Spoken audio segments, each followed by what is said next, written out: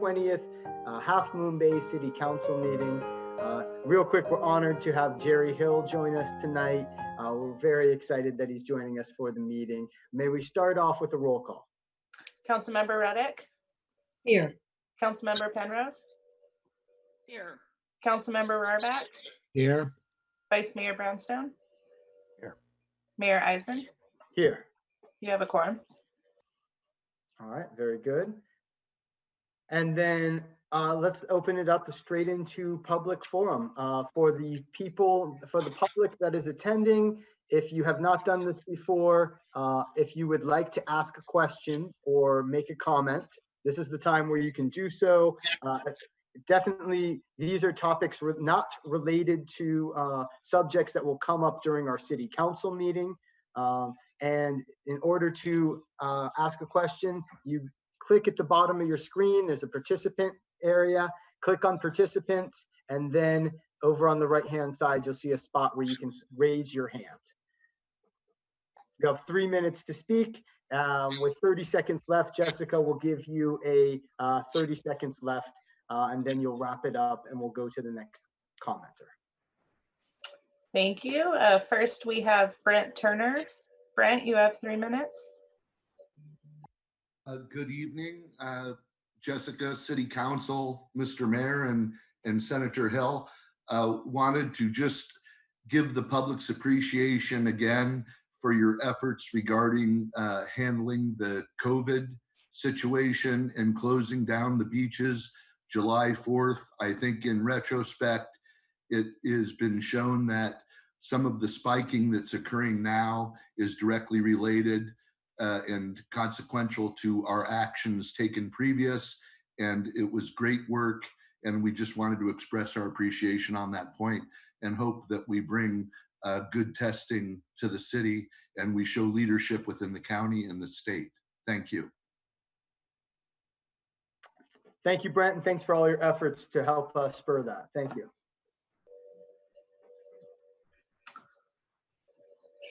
Thanks. Next, we have Irma Morowitz. Irma, you have 3 minutes.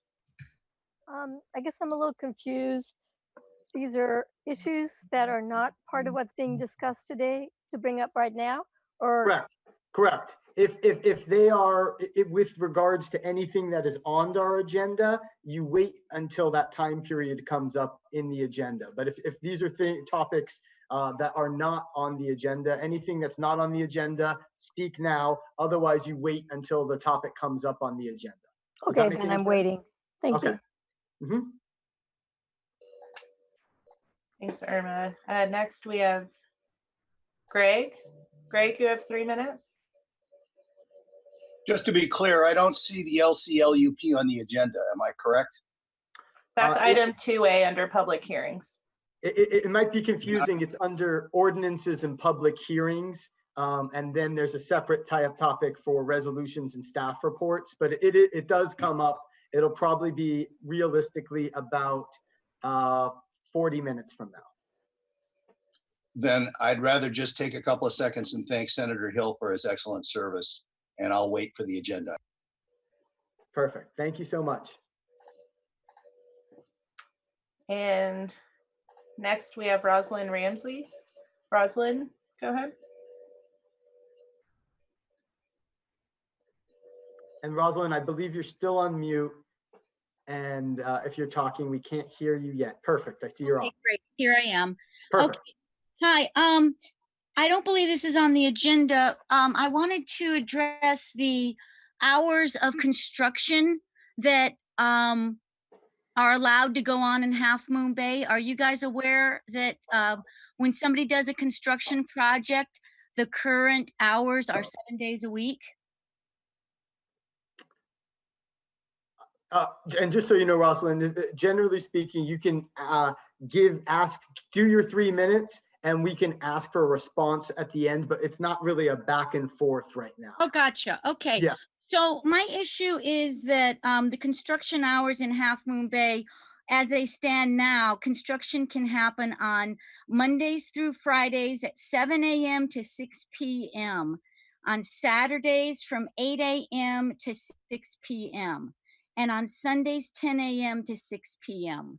And I feel like when there's construction going on in a neighborhood or construction going on next door to someone or any big future projects, to allow people to do construction 7 days a week is kind of cruel and unusual punishment for the neighbors. That means, especially during this time with COVID, when everybody's at home, to be subjected to construction noise 7 days a week does not seem right or correct to me. And I guess that's written into the laws. I've addressed it with the Planning Commission recently, because I do have a house in my neighborhood that is working 7 days a week. And even after starting construction before his permits were in place, and he worked 7 days a week before that, now that he's got his proper permits, he is still working 7 days a week. And I think that's a little bit much to ask for people in a neighborhood to put up with construction noise from 7 in the morning till 6 p.m. at night during the week, and then on Saturday and Sunday also. So I'd like you guys to take a look or take that to the Planning Commission or something and see if something couldn't be done about that. Thank you. Rosalind, great comments. Can we get city manager, somebody to respond to that? Is there anybody, is that true, what she's saying, 7 days a week? Sure, Mr. Mayor. I don't have our ordinance and the time in front of me, so I don't have it handy, and so I can't validate. I will take the speaker at her word. It sounds like she's looked it up, and so I assume she is correct. What I would like to do is, we've heard the comments. I will confer with our community development director, our public works director. We'll look at that, see what other practices are, and get some feedback back to you on our current ordinance and why it is what it is. Well, as a matter of fact, if I can interrupt, Jill Ekus just joined the group and she's well aware of those construction hours. So maybe she can address us all on that. Let's see, Jill, do you want to take a stab at that real quick? Quickly, just to reiterate what the city manager just said, Rosalind has summarized the city's noise ordinance correctly. It is a very permissive ordinance, and I'm happy to take a look at that with the city manager and John Dowdy, our public works director. Okay, very good. Thank you both for that. And Rosalind, if you have not done so already, it might be good to send an email into council, CCing the parties mentioned, and we'll make sure to get back to you directly with what we're going to do moving forward. Next, we have Virginia Turzin. Virginia, you have 3 minutes. Good evening, everyone. Senator Hill, Mayor, Vice Mayor, and council members. Thanks for allotting me the time. I just wanted to bring up a couple of questions in regard to last council's presentation with respect to a review of the fire situations. I just wanted to point out that in certain areas in Half Moon Bay, such as Magnolia Street, there are large groves of eucalyptus trees that are fairly explosive and could be potentially cause significant harm. And I don't know if some of them look like they're on owned lots by residents, so or people that have not built out the lots. And I don't know if there's anything that the city is planning to do with respect to requesting removal of such trees, or whether the city is contemplating doing that. So I just wanted to bring that up. And with respect to signage, I've just noticed lately on Highway 1 as well as Highway 92 and various streets, there seem to be a large number of portable electronic signs that are out and about that are huge in size. And I know at the last council meeting, you didn't approve the smaller ones that Caltrans wants to put in.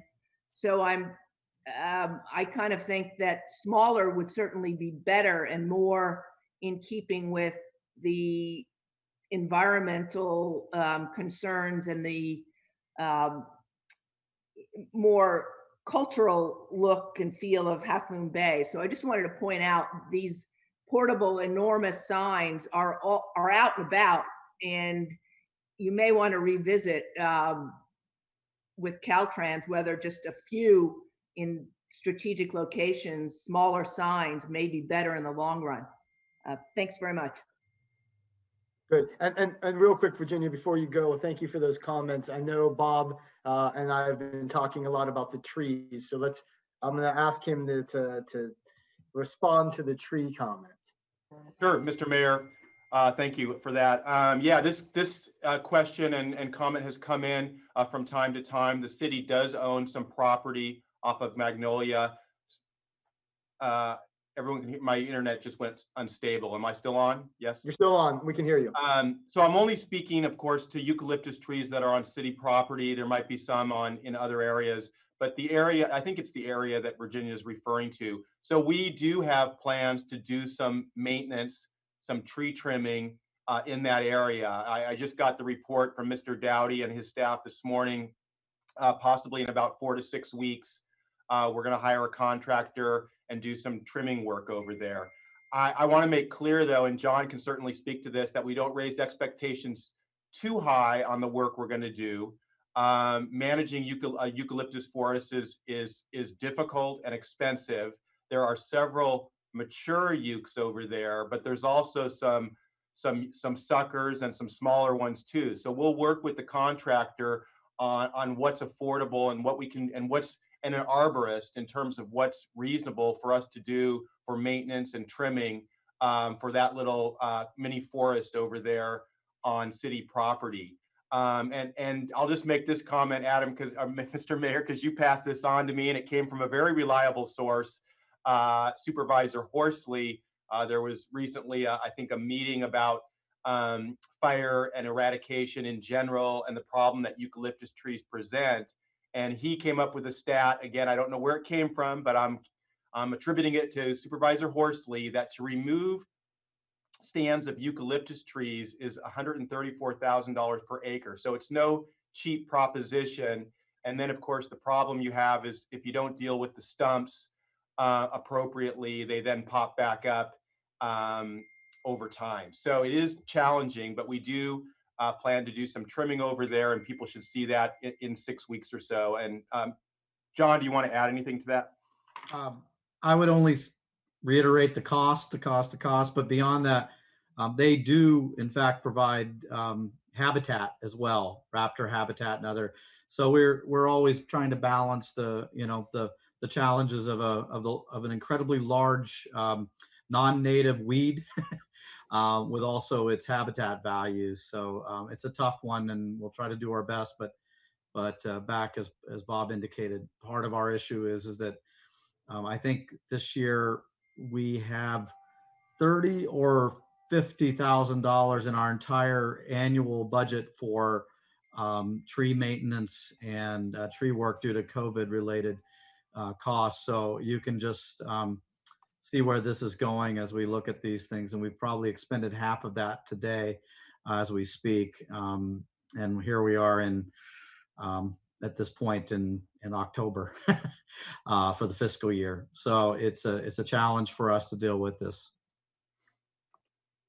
Yeah, but appreciate you bringing it up, and obviously it's part of our general plan as well. It was outlined all the trees throughout the area, and I have been working with Don Horsley as this is becoming something we'd like to partner with the county on knowing the cost and trying to figure out the highest priority areas. So trees topic, we're going to work on it, and you'll see progress there. In terms of the signs, we did talk about that last council meeting, and we are happy these signs are temporary for the time being, but we heard your comments, so thank you so much for that.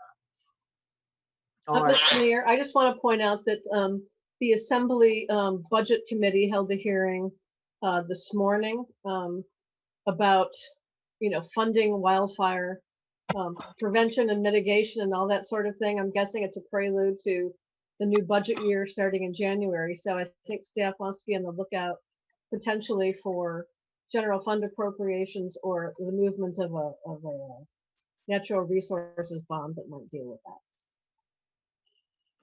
Very good. Very good. Thank you for that input. All right, let's move. Jessica, will you kindly move on to the next? Yes, next we have Carliso. I apologize if I mispronounced your name. You have 3 minutes. Carlisle Ann Young. Thank you. Okay, thank you.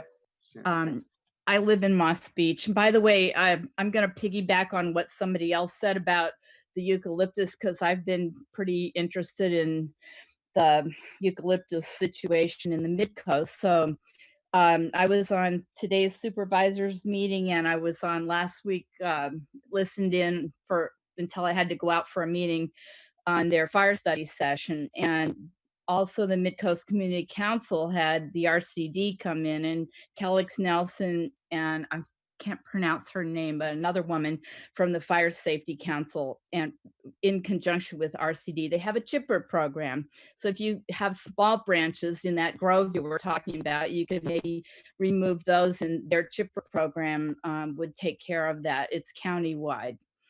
So, but the reason I'm here today, just to talk briefly, is the fact that traffic. I'm sure you hear it almost every meeting, but I guess you guys are going to go ahead and approve your new land use plan. And I was just reading on the county website for parks, they're going to have Tunitas Creek Beach coming online, and that'll be like the crown jewel of the park system.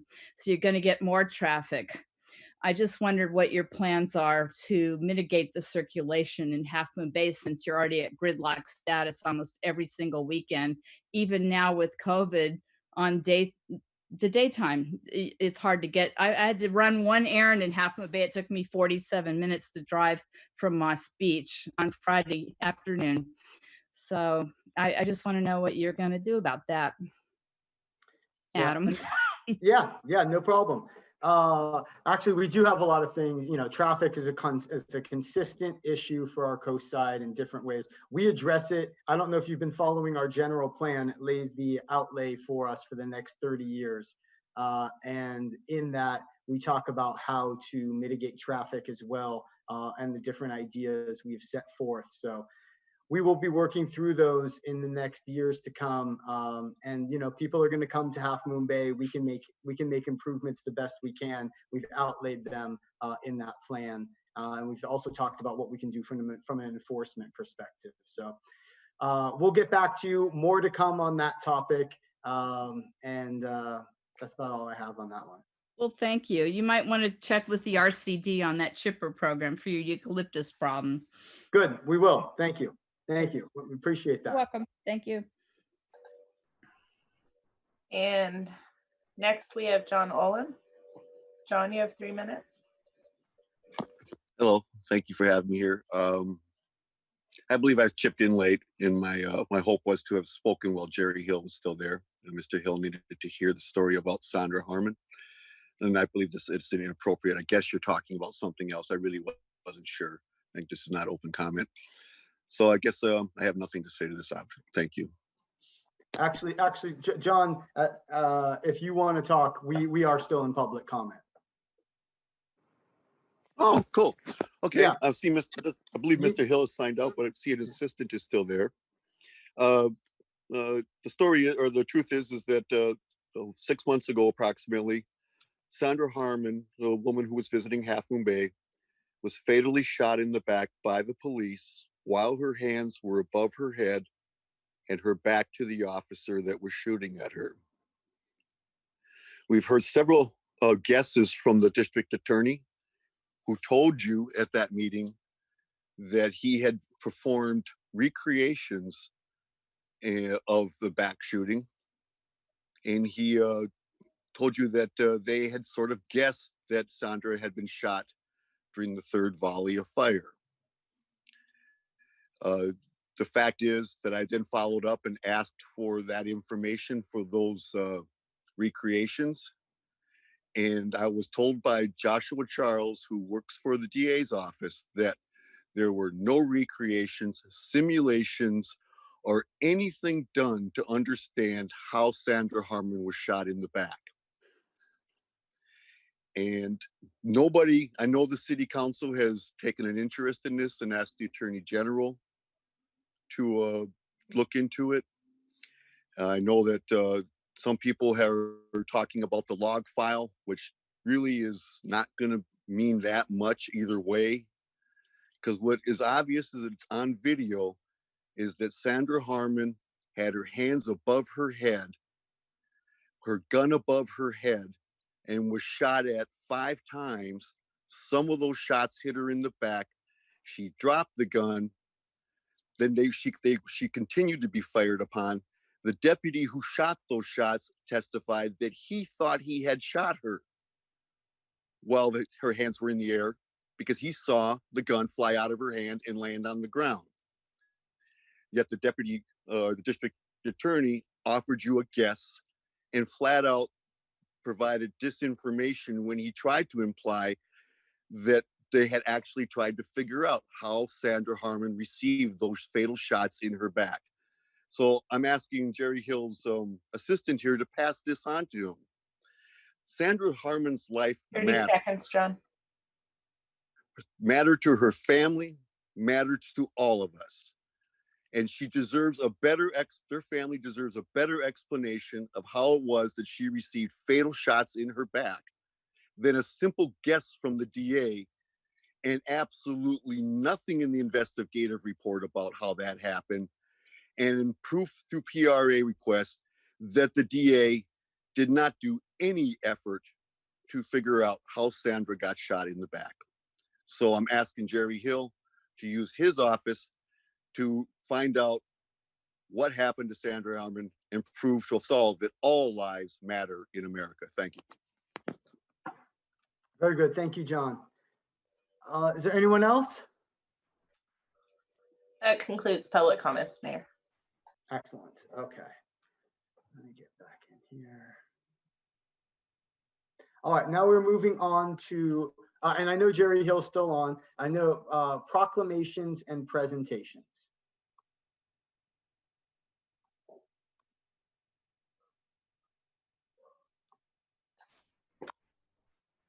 Mayor Eisen, yeah, that is the proclamation honoring Senator Jerry Hill.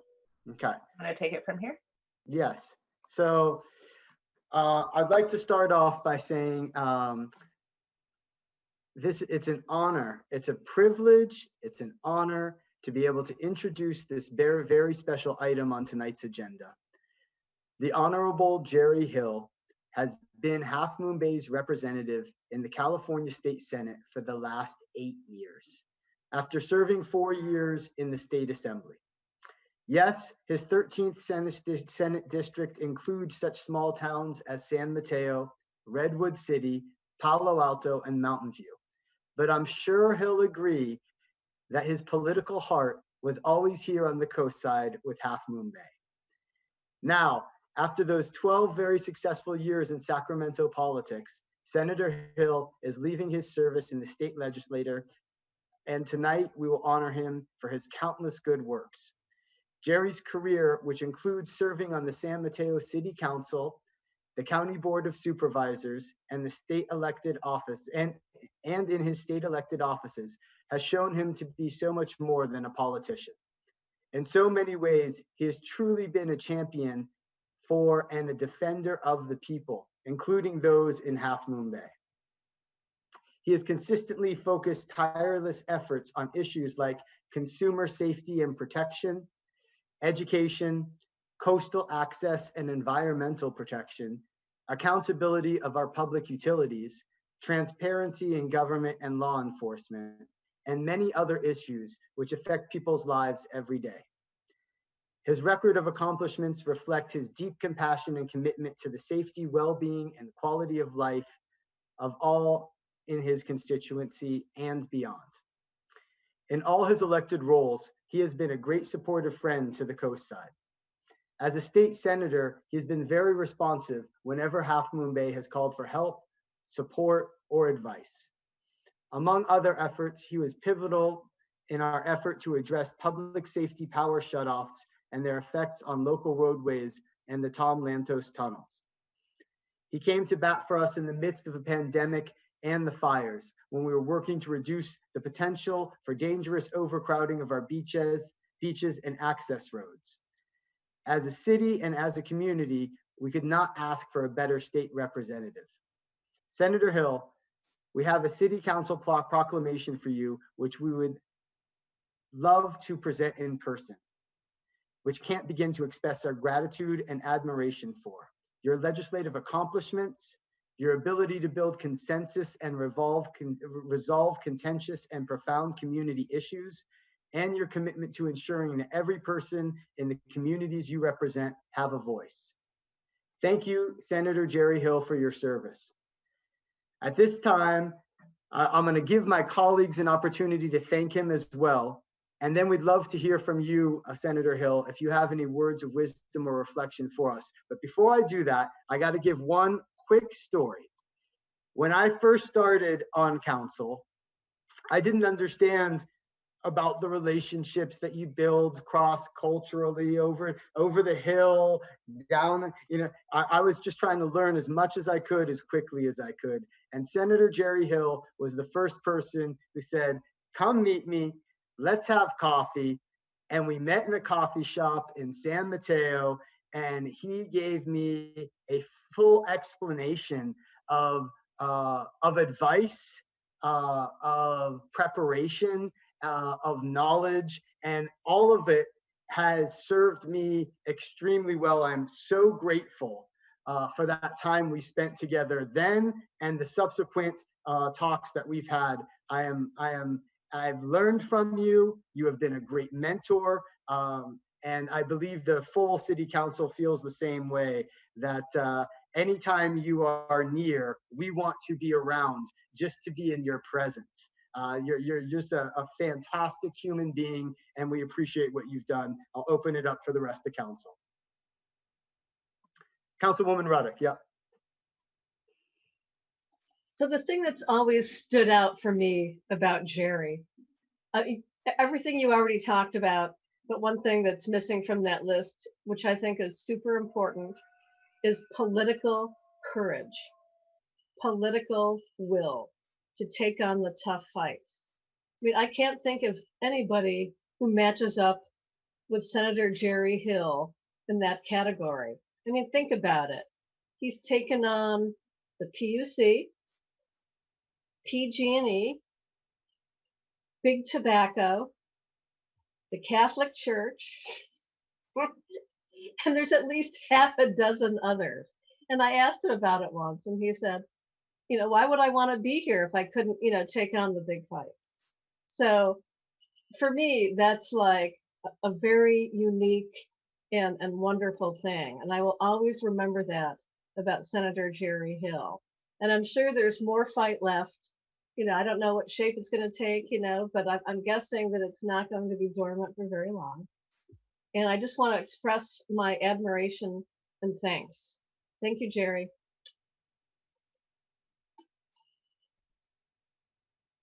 I'm sorry, Councilwoman Penrose. Yes, I would say ditto to everything that Debbie just said. Your record is very, very impressive. But what touched me was every time I have bumped into you at a public meeting, anytime I've seen you, you have expressed your concern. You have been kind, you have been generous in praising, and I have felt buoyed up by you. And I want to thank you for that, because not all politicians, not all senators certainly, will take the time to be as kind and generous as you are. And that's what's touched me. Thank you. Very good. Councilmember Rohrbach? You make an excellent argument why we should not have term limits, Jerry. We're going to miss you, and it's really a shame that you have to retire, because you've done incredibly good work for the Coast Side and Half Moon Bay.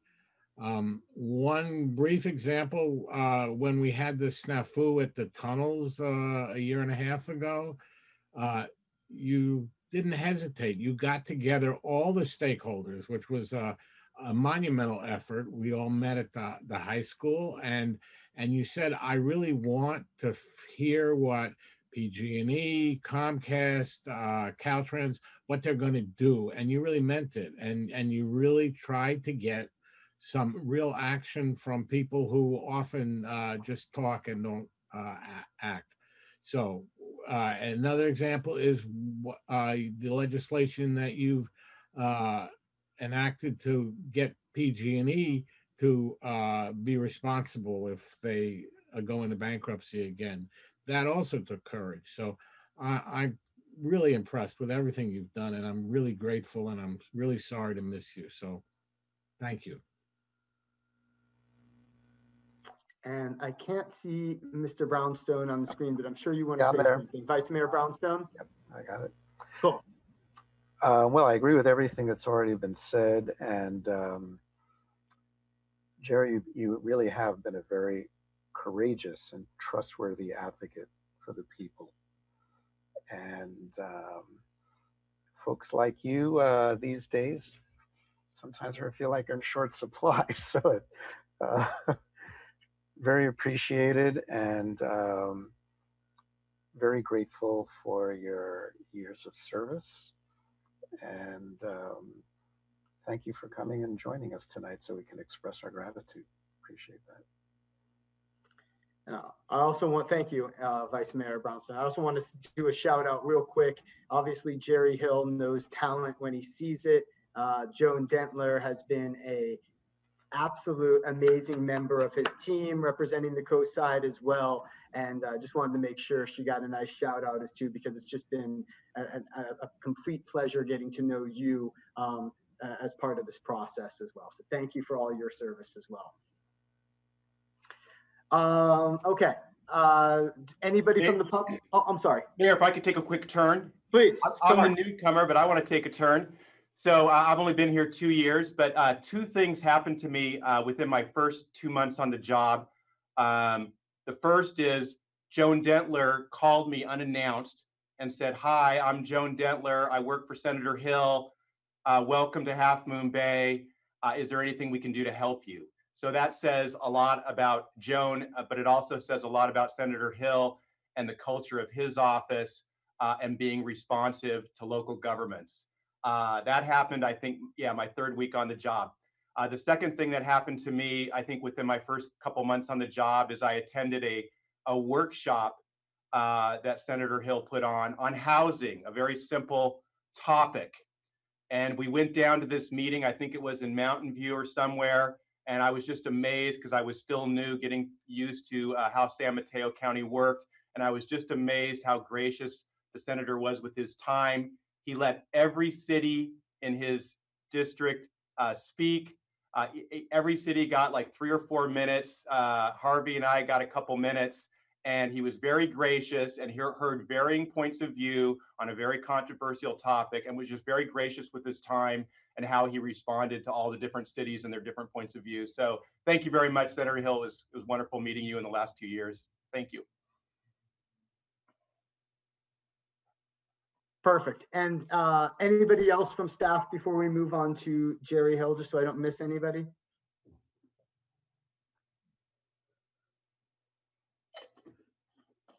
All right, Senator, take it away.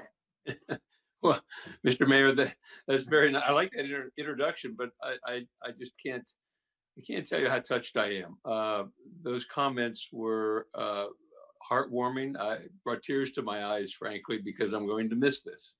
I'm going to miss all of you as we get together and at different times, or when we run into each other at different places out doing one thing or another. But it's just very, very special tonight. And all of you, to me, have a very great place in my heart, because I remember the times. I mean, we go back a long ways, and a lot of issues, a lot of subjects, a lot of phone calls, a lot of things that we really made happen, I think, together. But I, as I said earlier, and I'm not going to talk long because I know you have a long agenda, but the one thing that I'm so proud of is representing, I think there are 25 cities that I represent. And for me, being able to represent the most beautiful coast, part of the coast, in California, in the most beautiful city. And that is well known in my colleagues around the state, as when they say, oh, do you represent Half Moon Bay? And then I hear the story of the wonderful time they had here or there on the beach, or at the down on the harbor, or at Sam's, or at the Ritz, wherever it is. They always have a story of how beautiful it is. And that's how I look at it, because you've included everything. You've got it all. It's a wonderful full package. And it's the leadership. And that's what I think is so important. And that's what the residents of Half Moon Bay need to appreciate, is how the leadership in the city, in the town, how it works, how it comes together, how it finds those, doesn't wait till they hit them, finds those problems and solves them together as a community. And that's the part that's so special. And that's why I just love coming, whether I'm coming over the hill at 92 or coming down from 1, it's that picturesque sight of the beauty, but it's the understanding that it is a community with strong values and just a strong sense of the environment and preservation of that beauty. And that's what's so special. But I've got, as we were talking, some of the, and thank you for reminding me of some of those issues. And Councilmember Ruddick, I'd forgotten about the Catholic Church one. So it's, but that was one, you're right. But I just looked at, and Joan, I will have to thank too, and I know you mentioned her, because there's no one who is a greater defender of the coast than Joan. She is always making sure that if I, with all the stuff, you sometimes don't think of something, and then she's the first one to remind me about an issue or something that's going on. And we talked about the things that we've worked on, the new library, Pillarstedus Creek Bridge, keeping the coastside connected, working to mitigate coastal erosion, public access to beaches, and all the other things that we've been able to work on together, which has been so special and so unique for me. The part that, that we have, the cities and the towns and the areas, even when I was a county supervisor, when we were, as you know, representing a district, but we had to run countywide. And I like that. I see the value of district elections. I understand the significance and the necessity of it. However, the one issue that I miss from that, and would as a supervisor, is I had to be as concerned about what went on in Half Moon Bay as in the district I represent, because and the issues that are important to those in Half Moon Bay were important to me, not for 2 reasons. 1, because you could vote for me or not, and 2, it's such a beautiful piece of this earth that we need to cherish and value. And that's the hard part, because I enjoyed that part, and especially enjoyed going over there. But the last thing that one of the biggest, and I've said this before, and as I think about it, we do a lot of things in the legislature, but they're big at the time, and then they kind of fall away and other things take their places. There's one thing that I did, and I did it with Rich Gordon, and that was when Rich and I were the subcommittee of the Board of Supervisors working on the Peninsula Open Space District and inclusion of the entire coast side. And we went through the hearings in your chambers and went through all of the issues, heard lots of testimony, and we came to the conclusion it needed to be part of it. And so to me, that is the legacy, and I don't like to talk about it, but that's to me the greatest thing I believe that we could have ever done, and that I could have ever done in public service, because that is the future and the preservation of that land and that coast and that beauty, which is what you've been preserving and making sure of. So thank you for allowing me this great opportunity to represent you and to be part of your community. I feel like a resident of Half Moon Bay, and I will be there a lot and spending a lot of money, that's for sure, because and that's exactly what my wife likes to do there too. So I would see, and thank you again for the resolution. I'm grateful, truly. Thank you. And the comments especially. Oh, no, thank you. Everybody, please. Oh, thank you. So I'm going to leave you with this. When I think of the definition of a politician, different images pop into my mind. And I'm sure that's true with everybody.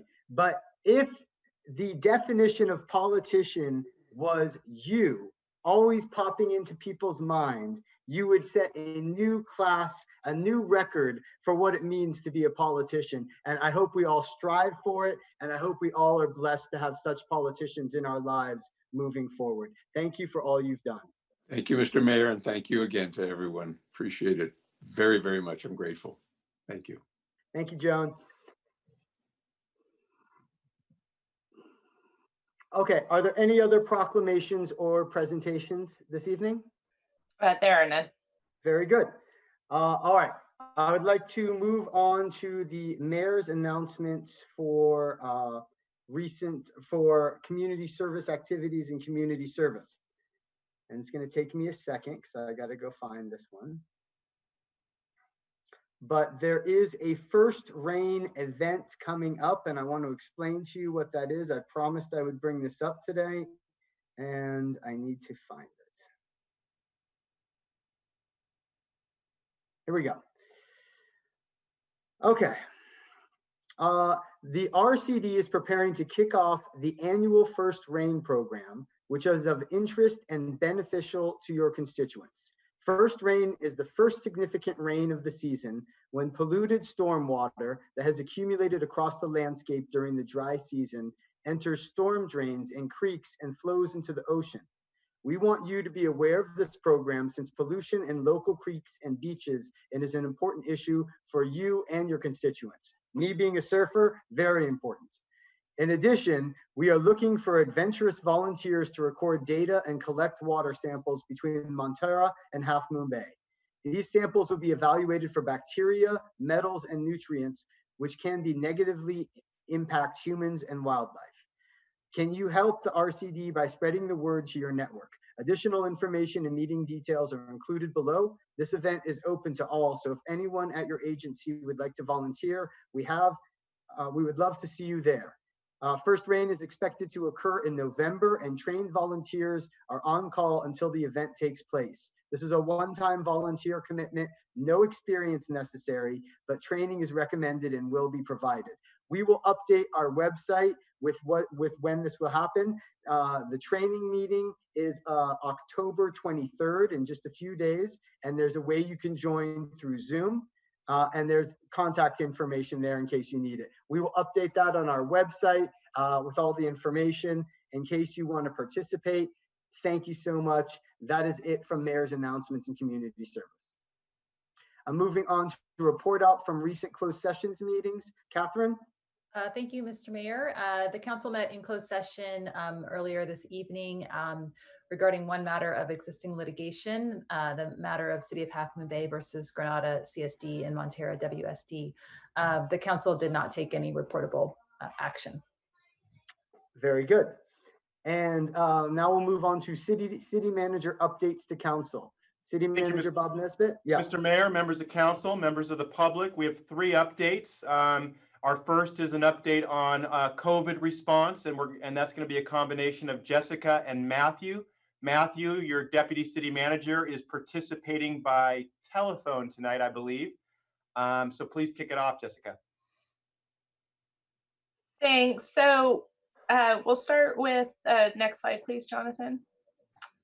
So yesterday, the County of San Mateo launched its new COVID-19 compliance team, which is an 8-person unit tasked with responding to reports of businesses that are not following the local or state health orders. So residents are now able to report an alleged business violation for investigation, and there's an online portal link there. And residents who wish to report violations of individuals, such as large social gatherings, should still contact their local law enforcement agency and do not call 911, use the non-emergency line. Businesses will be notified in writing if an allegation about non-complying with the orders has been received, and then subsequent complaints will result in an on-site investigation by the compliance team and could carry civil penalties up to $3,000 per incident. And so we'll include that link in this week's e-news, and we'll also add it to the city's COVID page. Next slide, please. And then with Halloween coming up, San Mateo County Health has provided guidance for what activities are considered low or higher risk. And the safest way to celebrate Halloween is to spend time with people in the same household or to celebrate virtually. Some alternatives that the county has suggested could be to create a haunted house or a candy scavenger hunt in your home, have a scary movie night or other Halloween themed activities, participate in online parties or contests, dress up your homes and yards, participate in a Halloween scavenger hunt in your neighborhood and look for Halloween related objects. Drive-by events are popular this year where individuals can receive a treat bag. And then seasonal outdoor activities such as visiting a pumpkin patch. The higher risk activities that are strongly discouraged include door-to-door trick-or-treating, and then also trunk or treating, where the children typically go from car to car instead of door to door. And those are both discouraged because of the difficultness of avoiding crowding and sharing food. So having a young child myself, it is sad that Halloween won't be the same this year, but hopefully there are enough ideas to help people come up with safe ways to still be festive. And unless there are any questions, Matthew is going to talk about our COVID testing.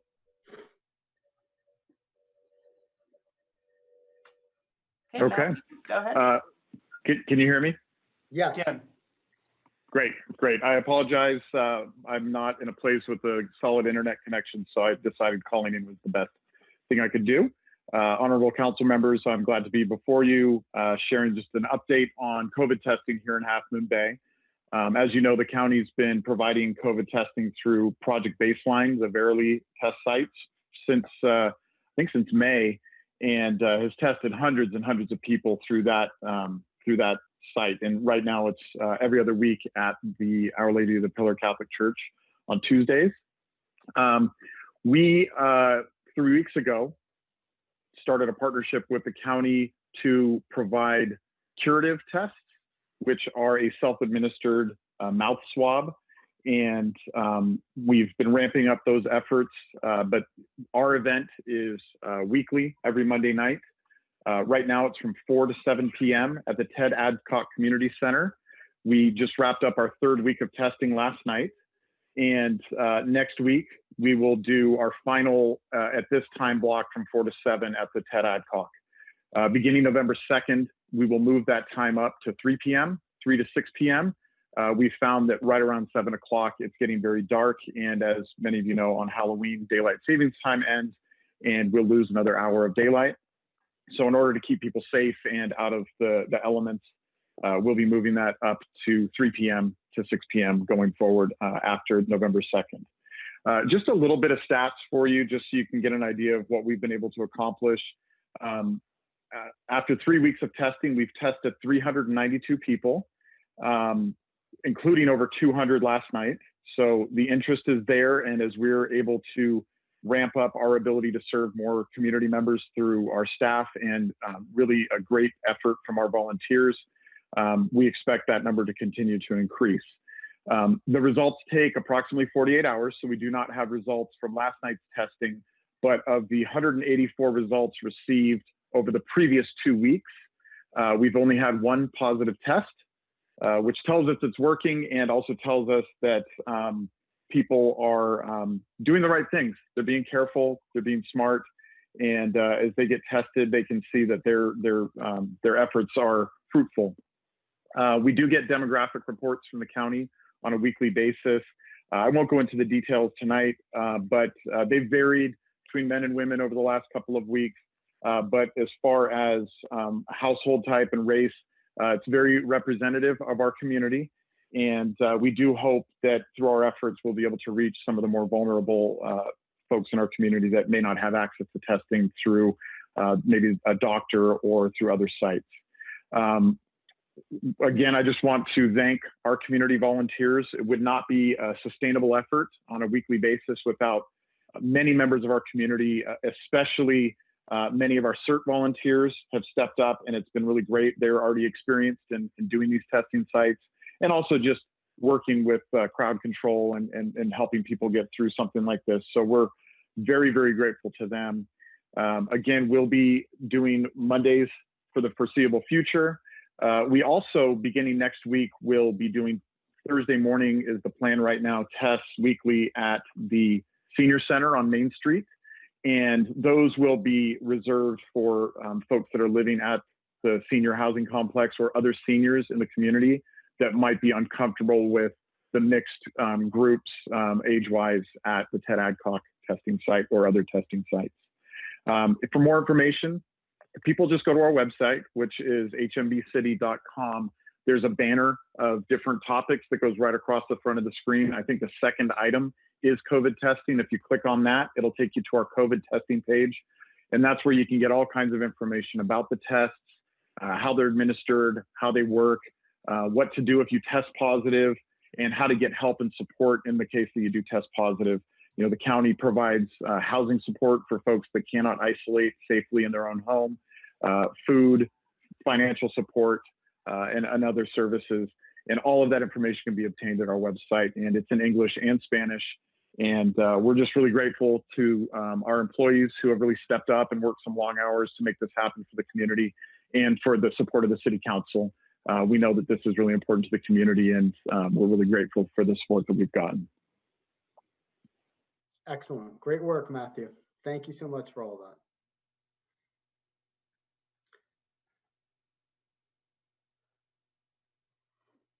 Mr. Mayor, it looked like Councilmember Penrose has a question.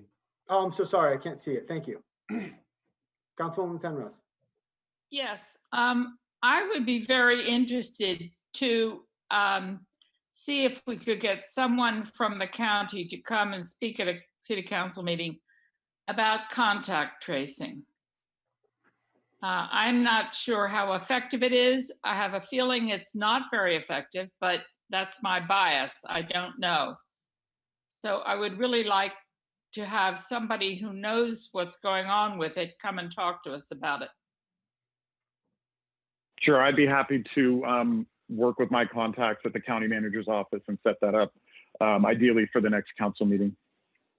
Great, thank you, Matt.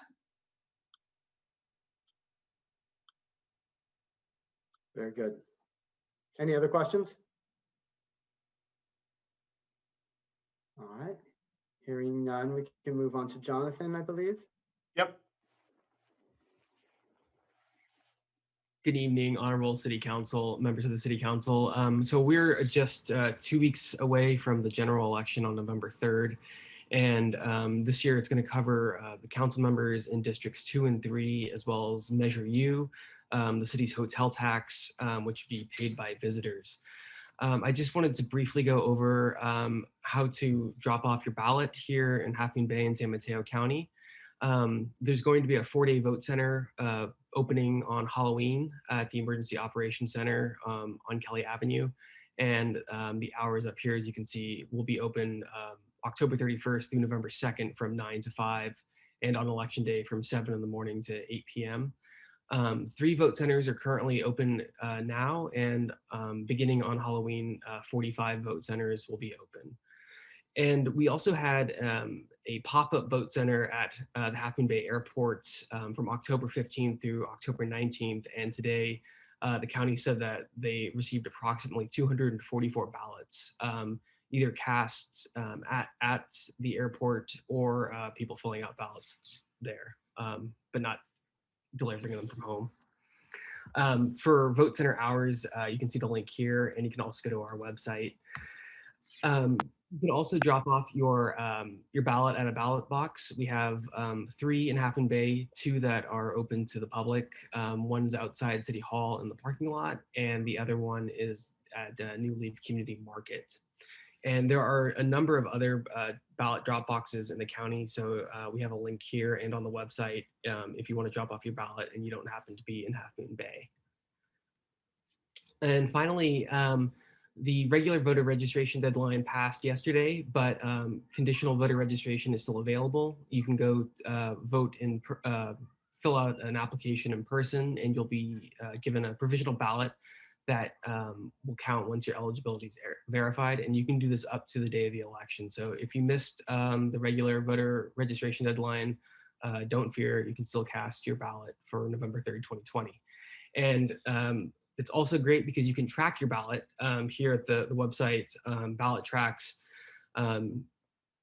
you'll be able to find out when you receive your ballot and when you return your ballot to the county elections office and when it's verified. In fact, I did this last week in Santa Clara County. My ballot was tracked in the mail. I knew when I was going to get it. I returned it. It was actually initially rejected because my signature didn't match the DMV record signature. So the county reached out to me, and the ballot tracks website showed that my ballot was an error, but it was curable. And I signed a form saying that was who I was, and they sent me a message saying that my ballot wasn't accepted. So it's great at tracking and figuring out whether your ballot has any issues. So again, November 3rd, 2020 is our general election. And there are lots of ways to vote. And please feel free to go to our website or contact us for any other information.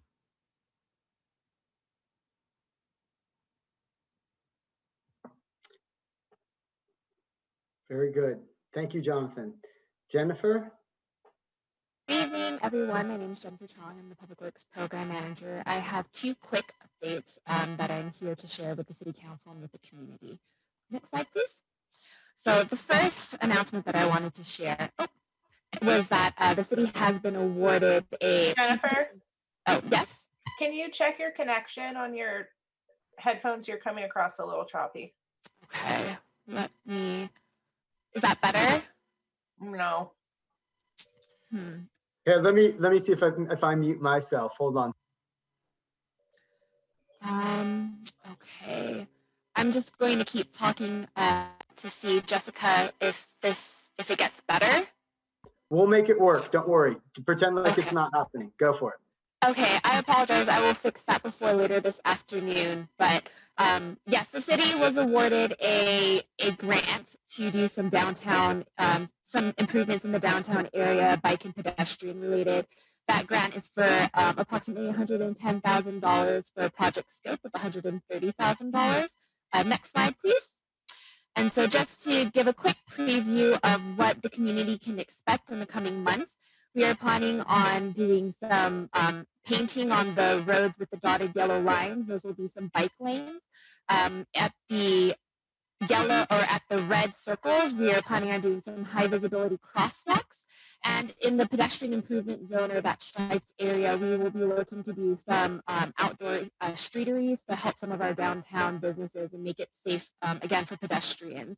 And so we just want to thank CCAG for awarding us this grant. I want to thank our engineering department for helping us come up with the application, also the Bike and Pedestrian Advisory Committee who put together the Bike Ped Master Plan that this scope of work was taken from, and also our Voice Pilot Project participants that flagged these concerns in the downtown area, and then directed us to the San Mateo County that connected us to this grant opportunity. So thank you all so much for your contributions to this opportunity, and we look forward to some of these improvements coming into the downtown area shortly.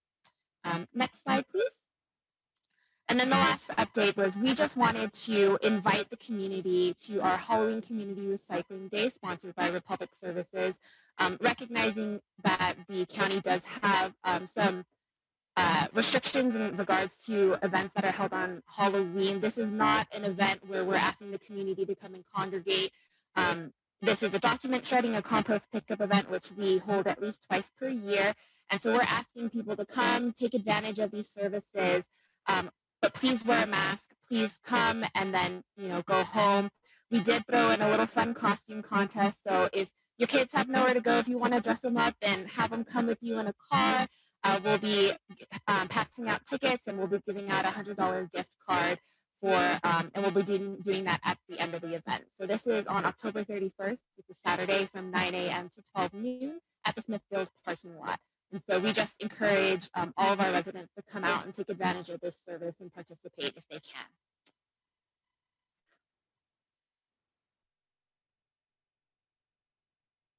Very good. And Jennifer, thank you. I've just two questions about where these things are being posted mostly. The first, let's just go with this one because it's on the screen first. This is going to be in our community e-news. I think it already has been. Yes, it will go in our e-news. It's also been included in our new sustainability source, our sustainability newsletter. It's also been put in the Half Moon Bay Review. It'll go on KHMB. And then I'll also be at the COVID testing site next Monday to pass out flyers and direct people to the website that want more information about this event. Okay. And then the other one, can you go back one? Oh yeah, the other one. Where is that information posted? Because I'm very excited about that one. Sure. So we actually just got the notice. I think it was late last week. So to my knowledge, I don't know if we have been able to put it on the website, but we can definitely do that. Okay. Just so I can share that, because people, there's a lot of bikers in particular. I can see you can go up Filbert Street, it looks like, and then make it to the library and the middle school now with bike routes, which is going to be, that's a game changer. So that's good. All right, thank you. Very good.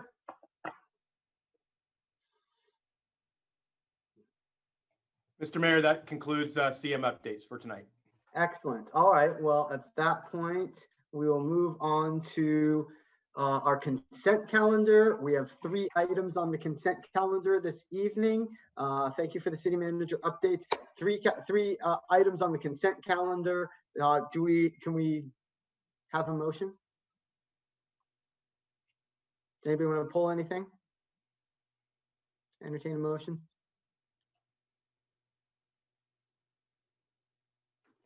I move that we approve the consent calendar. Item 1A, waive reading of resolutions and ordinances. Item 1B, 320 Church Street, 12-month extension, tentative subdivision map, coastal development permit and use permit. Item 1C, approval of sending a letter to the governor requesting consideration of organized hotel meetings of up to 50 persons. That's it. Second. I'll second. Perfect. Jessica, we kindly do the honors. I think Harvey seconded first. Yeah. Yeah, Councilmember Penrose. Aye. Councilmember Rohrback. Yes. Councilmember Redditt. Yes. Vice Mayor Brownstone. Yes. Mayor Eisen. Yes. Motion carries unanimously. Beautiful.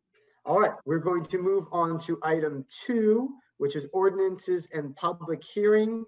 Item 2A is the local coastal land use public hearing. Are we doing a staff report, I believe, first, and then we'll open it up to the public, I would imagine? Yes, good evening, Mr. Mayor and Council. That is our plan for tonight. I don't know if you have any opening remarks before we jump into our brief staff report. Just let us know your preference. I do. Thank you. Thank you for reminding me. I'm trying to get through all this. All right. Give me a second to get back in there. Hold on. I do. I've written some opening remarks. You guys help me with some opening remarks. Hold on.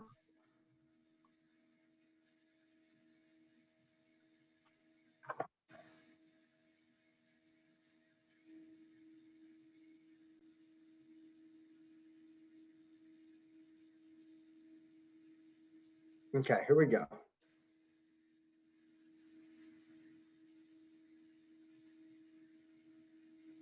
I'm going to go through how this process works again. So I'm going to introduce item 2A and provide some reminders. This is the 3rd scheduled public hearing on the 2020 local coastal land use plan update. Tonight's meeting was continued from October 6th, 2020. As a reminder, the city lies entirely in the coastal zone, and the LUP is the key planning document for resource protection and development policies necessary to meet the requirements of the Coastal Act. If and when council approves the LUP, it will go to the Coastal Commission for certification. I want to explain the order of events and provide some reminders. Most of you have heard this before. First, we will have a staff presentation. Staff will summarize, highlight the public input changes since our last meeting. Second, we will hold a public hearing. During the public hearing, each speaker will be given an opportunity to speak for up to 3 minutes. Again, you will be given a 30-minute when you've come up to 30 seconds left in your presentation or you're speaking, Jessica will tee you up to make your final comments. We will take a break after public comment. Third, we will ask staff to respond to comments raised during the public hearing. Next, council will begin its deliberations and will consider the staff recommendations to approve the LUP. We will now have staff presentations started off by Community Development Director Jill Eakes. Thank you, Honorable Mayor, and once again, good evening to council and community. Brittany Cozzolino, our Associate Planner, is just queuing up our presentation. And we want to get started, first of all, by thanking you for bearing through. You have now your third public hearing on this. And it's deeply gratifying to state that we believe this could be a decision-making meeting. And so we are here to support you through that. And anything along the way, just please let us know. Before diving in, every time we start, we want to remind everyone in the room about conflicts of interest. I will try to cover this quickly. We've provided this overview and reminders about managing potential conflicts, remembering that City Council has been briefed on areas of potential conflicts, and that under the Political Reform Act, Council can oversee general plan and local coastal program updates. However, if changes are proposed to land use designations or other policies affecting a specific parcel near property owned by a council member, that council member may need to recuse himself or herself from that part of the discussion and decision-making process. The city attorney is prepared to provide specific direction along the way to make sure each council member has an opportunity to recuse if necessary. And with that, we know that you are very well briefed and you understand this, and we're prepared for that. So let's get going. Our presentation is brief tonight. I do want to highlight that we're really happy to see there are about 40 attendees in the room. We don't assume they're all here for this item, but it looks like quite a few of them may be. So we know that council really appreciates the ongoing support, interest, and input that everyone has been giving. This is our standard meeting format. The mayor has already covered it. We can move on. And tonight, we just note that the additional time that council's provided for public review and participation appears to us to have been really appreciated. We've received additional comments and input for consideration in the final draft land use plan. And tonight we would like to focus on reviewing most recent final revisions that have been coming through this process. As a reminder, the Planning Commission recommended the document to you on September 8th. Along the way, we have been producing revisions that are included in Exhibit A of your resolution. And in fact, they're color coded so you can see meeting by meeting where they're coming from. We aim to be fully transparent and be very clear about how this has evolved. Also, as a reminder, there were 3 revision topics that the Planning Commission discussed but did not make any changes to, but we've presented to you twice at your September 30th and your October 6th meeting. And those 3 topics are listed here. We're not proposing any new language on sea level rise adaptation, Bernardo Station, and nothing new on wave crest phasing, although you will see some very minor edits in the wave crest PD just for clarification. And so we just want to clean that up. All right, so we've covered all that before, so let's move into what's new. City Council, of course, has also provided direction, and the 2 primary topics were ecosystem function and agricultural soils conservation. The revision supporting Council's direction about ecosystems, we presented that at your last meeting on October 6th. We don't plan to present that again unless you have questions about it. We will present on the new topic, which came up on October 6th in a couple slides. Moving on, thank you. All right, written communication was received prior to the packet deadline last week, and all of that was included in the council packet. These communications were acknowledged in the staff report. with revisions that appeared to be appropriate and in line with council's direction are provided in detail in Exhibit A of the resolution. Then, of course, we also received additional written comments after the packet was conveyed last Friday. Today, staff put out a memo this afternoon. It is posted and linked through the City Council agenda and is also on the planhmb.org website. It includes additional comments received since the packet went out, and we tried to make sure that all of the commenters were aware of our memo so that they had a chance to take a look at how their comments came through in that process. We reviewed all of these comments very carefully. They've been coming in over the last few days, and we've provided detailed information to council responding to the concerns that may be raised in these comments. We're going to address some of them now, and if council has more comments or questions or wants to discuss any of the rest, we're prepared to do so. So getting into content, the direction from council about agricultural soil conservation. Council's direction was to make sure that the land use plan is clear about what agricultural soil conservation means, not necessarily to change policy about when it is required. So in a nutshell, the idea for soil conservation is to minimize soil disruption and preserve soil structure. This is different from what soil conservation on a development site might address. For example, the one that came up in council discussion was thinking about balancing cut and fill if you were to develop a sloped property. We consider the direction about defining agricultural soil conservation and just being very clear about it. We took a lot of time actually with this because the agricultural policies are tiered and they are very important to our property owners and how they're working. And we've spent a significant amount of time working through the nuances of that. And frankly, our property owners have spent an immense amount of time making sure that this is something that they can work with. So we considered this direction very carefully, and we prepared clarification language in a manner so as to not affect the policy intent or structure of the draft land use plan.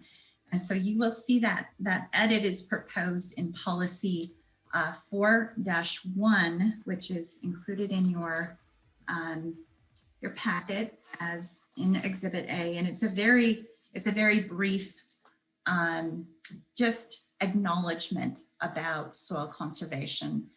And we use the term limiting with regards to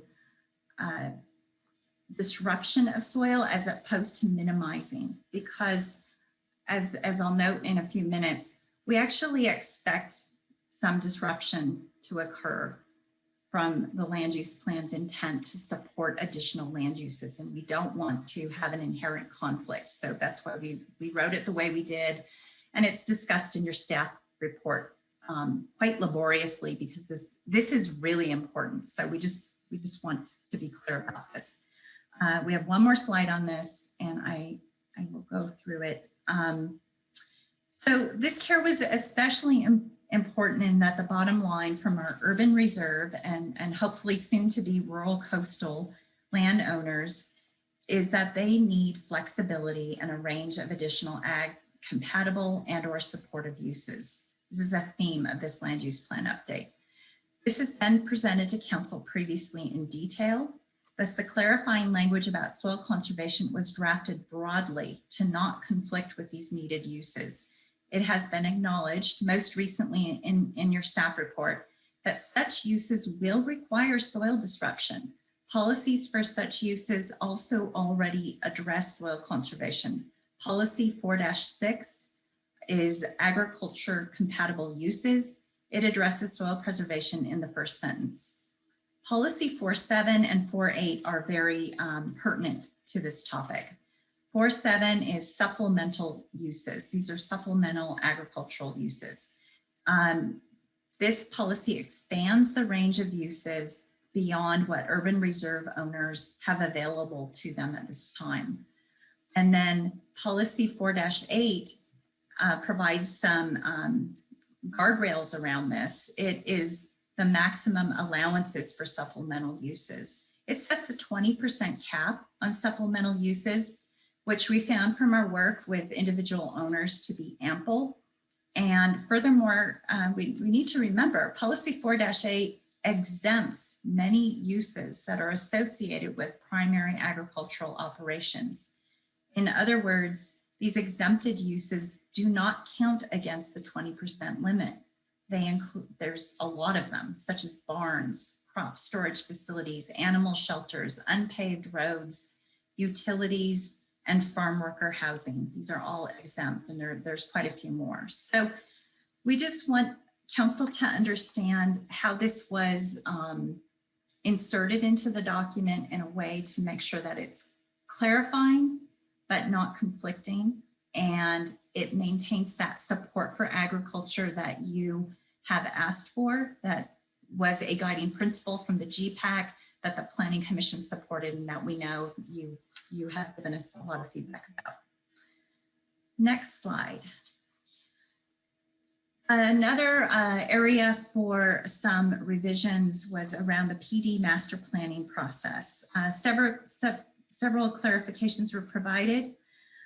For example, we clarified options for who could bring forward a master plan, including the city. We wanted to be overt about that. Of course, the city can do that. That was a question that we had. So property owners can, as well as others.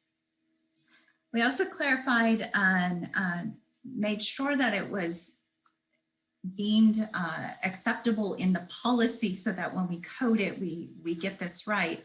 To have this site assessment, this is a really important practice.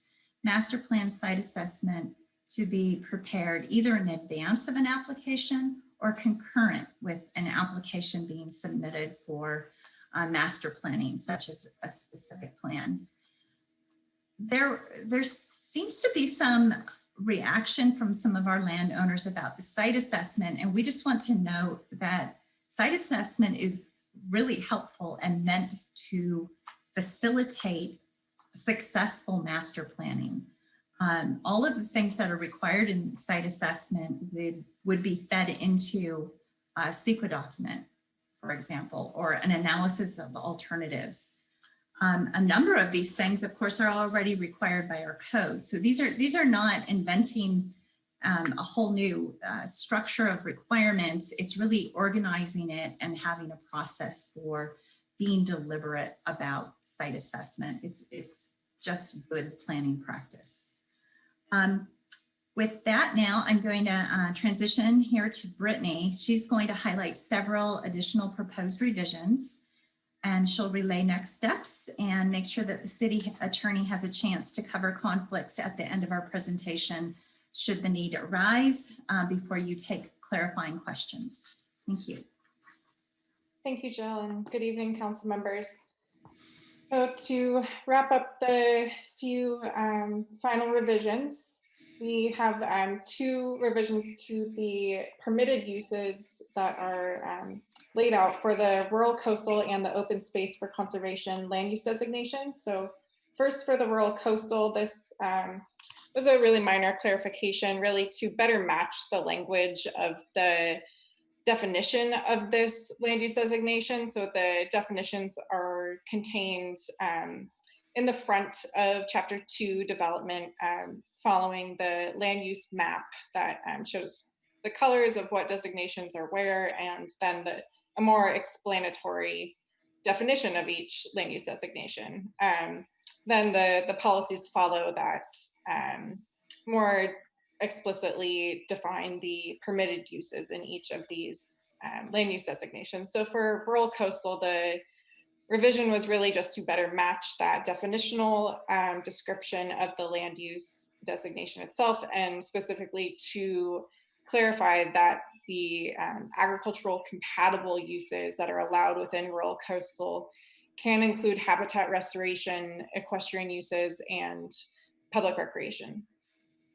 So for open space for conservation, another similar minor revision intended to generalize the language around the intended occupant of a dwelling unit where it is permitted in this land use designation. And similar to the other revisions that we have discussed with you over the past 2 meetings and tonight, this was it is another example of where we found the need for a really minor clarification to improve a policy language in a way that is consistent with the Planning Commission's review and the City Council's review and the guiding principles for this land use plan. And the last one, we got some input from a post employee about the need to recognize the Bay to Sea Trail in the land use plan, which we are happy to do. So this, of course, best fit into our coastal access and recreation chapter. We do have a section on planned trails where we do focus on more city-specific trails. This is, of course, a more regional effort that we would be a part of in the future planning. So this is a general description, as the alignment is currently unknown and the timeline is currently unknown, but it is a great regional effort that will provide some new coastal access and recreation opportunities in the city. And again, we typically go over next steps last, but we wanted to highlight this here before we move into council clarifying questions and deliberation. We have gone over this a bit in our previous meetings as well, but we really wanted to highlight that this is not the last stop. There are additional opportunities for public participation and questions and input. So if council does take their action tonight, staff will be going forward and preparing a submittal of the land use plan to the Coastal Commission. They have a fairly similar public process, public hearings, opportunity for public comment, written input. So we will anticipate submitting the application within about a month. Once we do submit, the Coastal Commission does need to take an action on the land use plan application within 3 months with the option for a 1-year extension. We would anticipate the 1-year extension, as this is a comprehensive land use plan update, but we have, of course, been actively vetting our land use plan concepts and specific policy language with the Coastal Commission staff throughout this process. So they are already abundantly familiar with the plan, and we hope for this to go smoothly.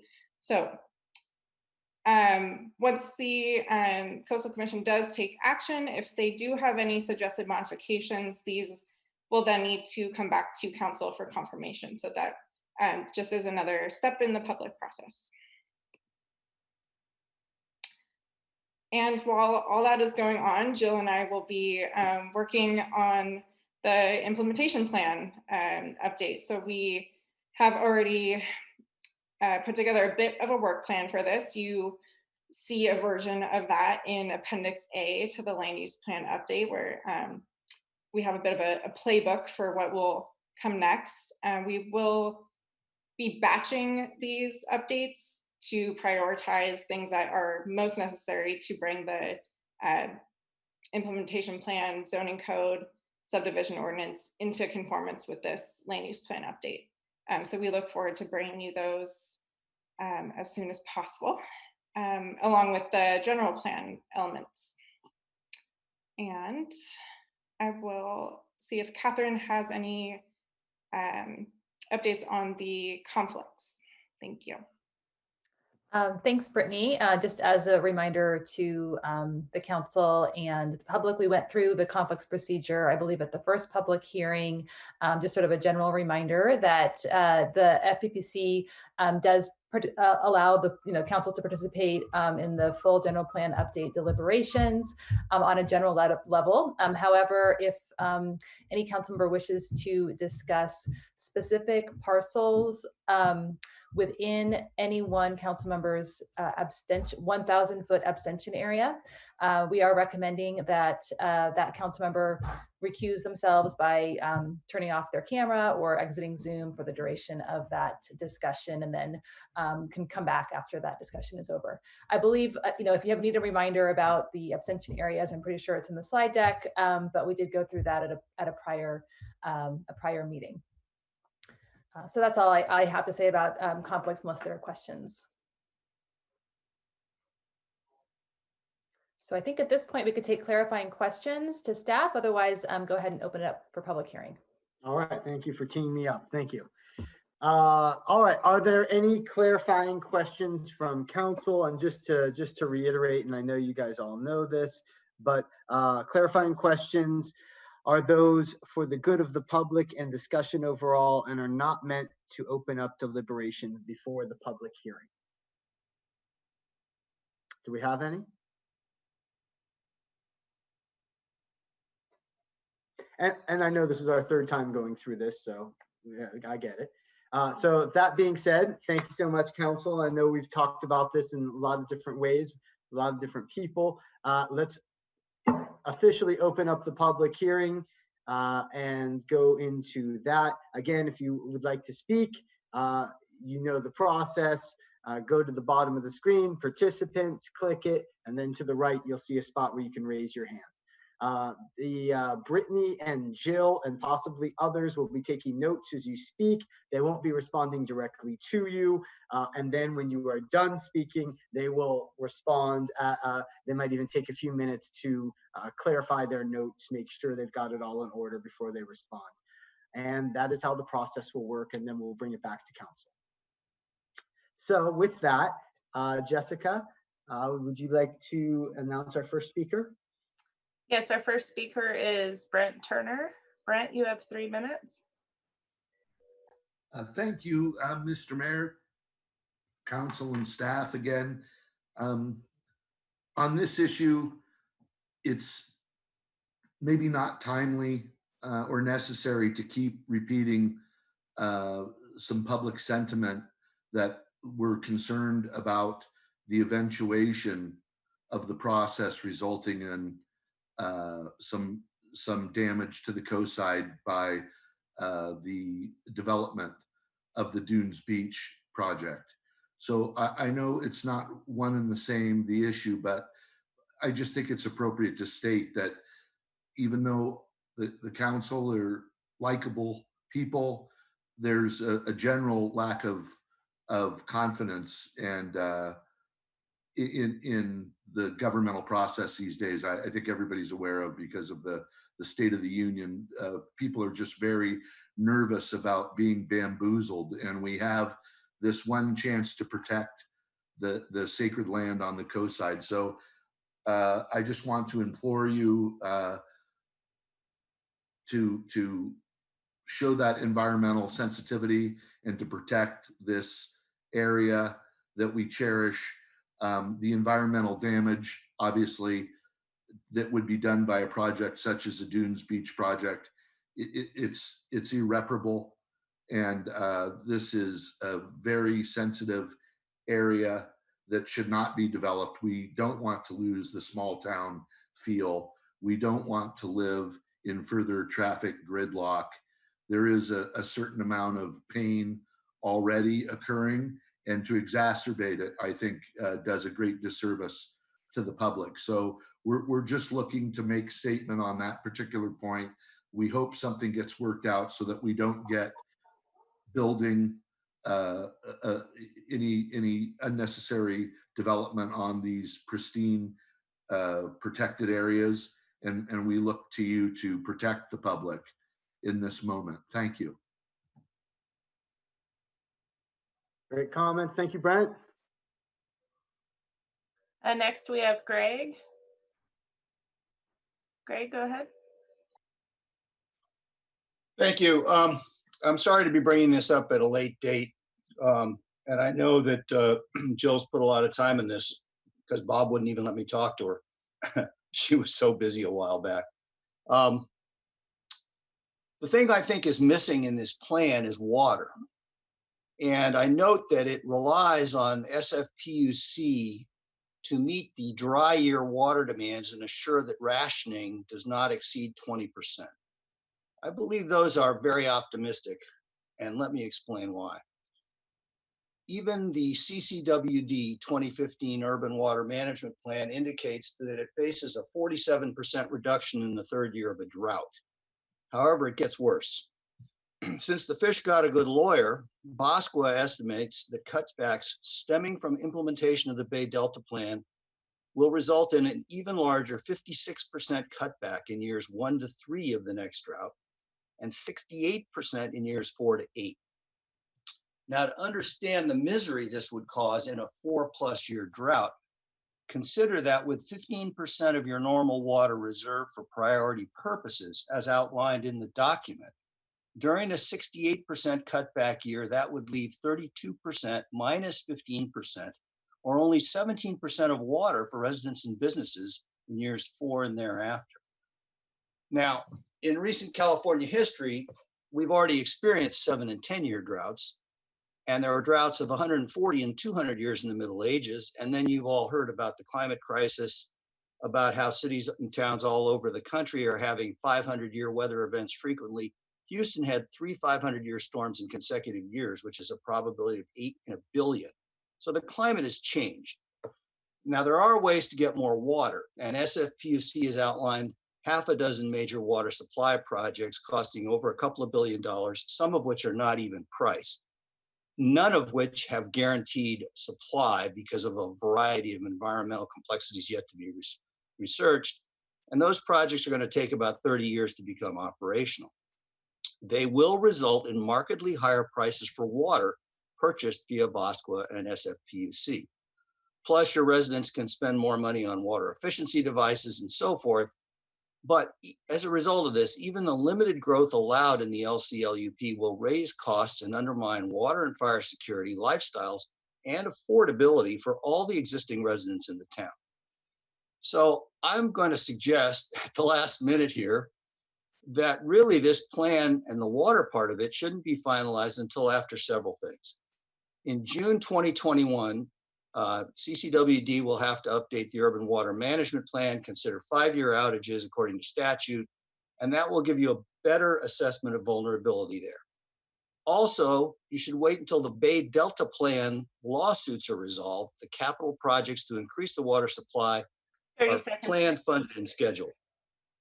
And then I suggest you might want to rethink things based on the impact of COVID-19 on your society's work and recreation behaviors.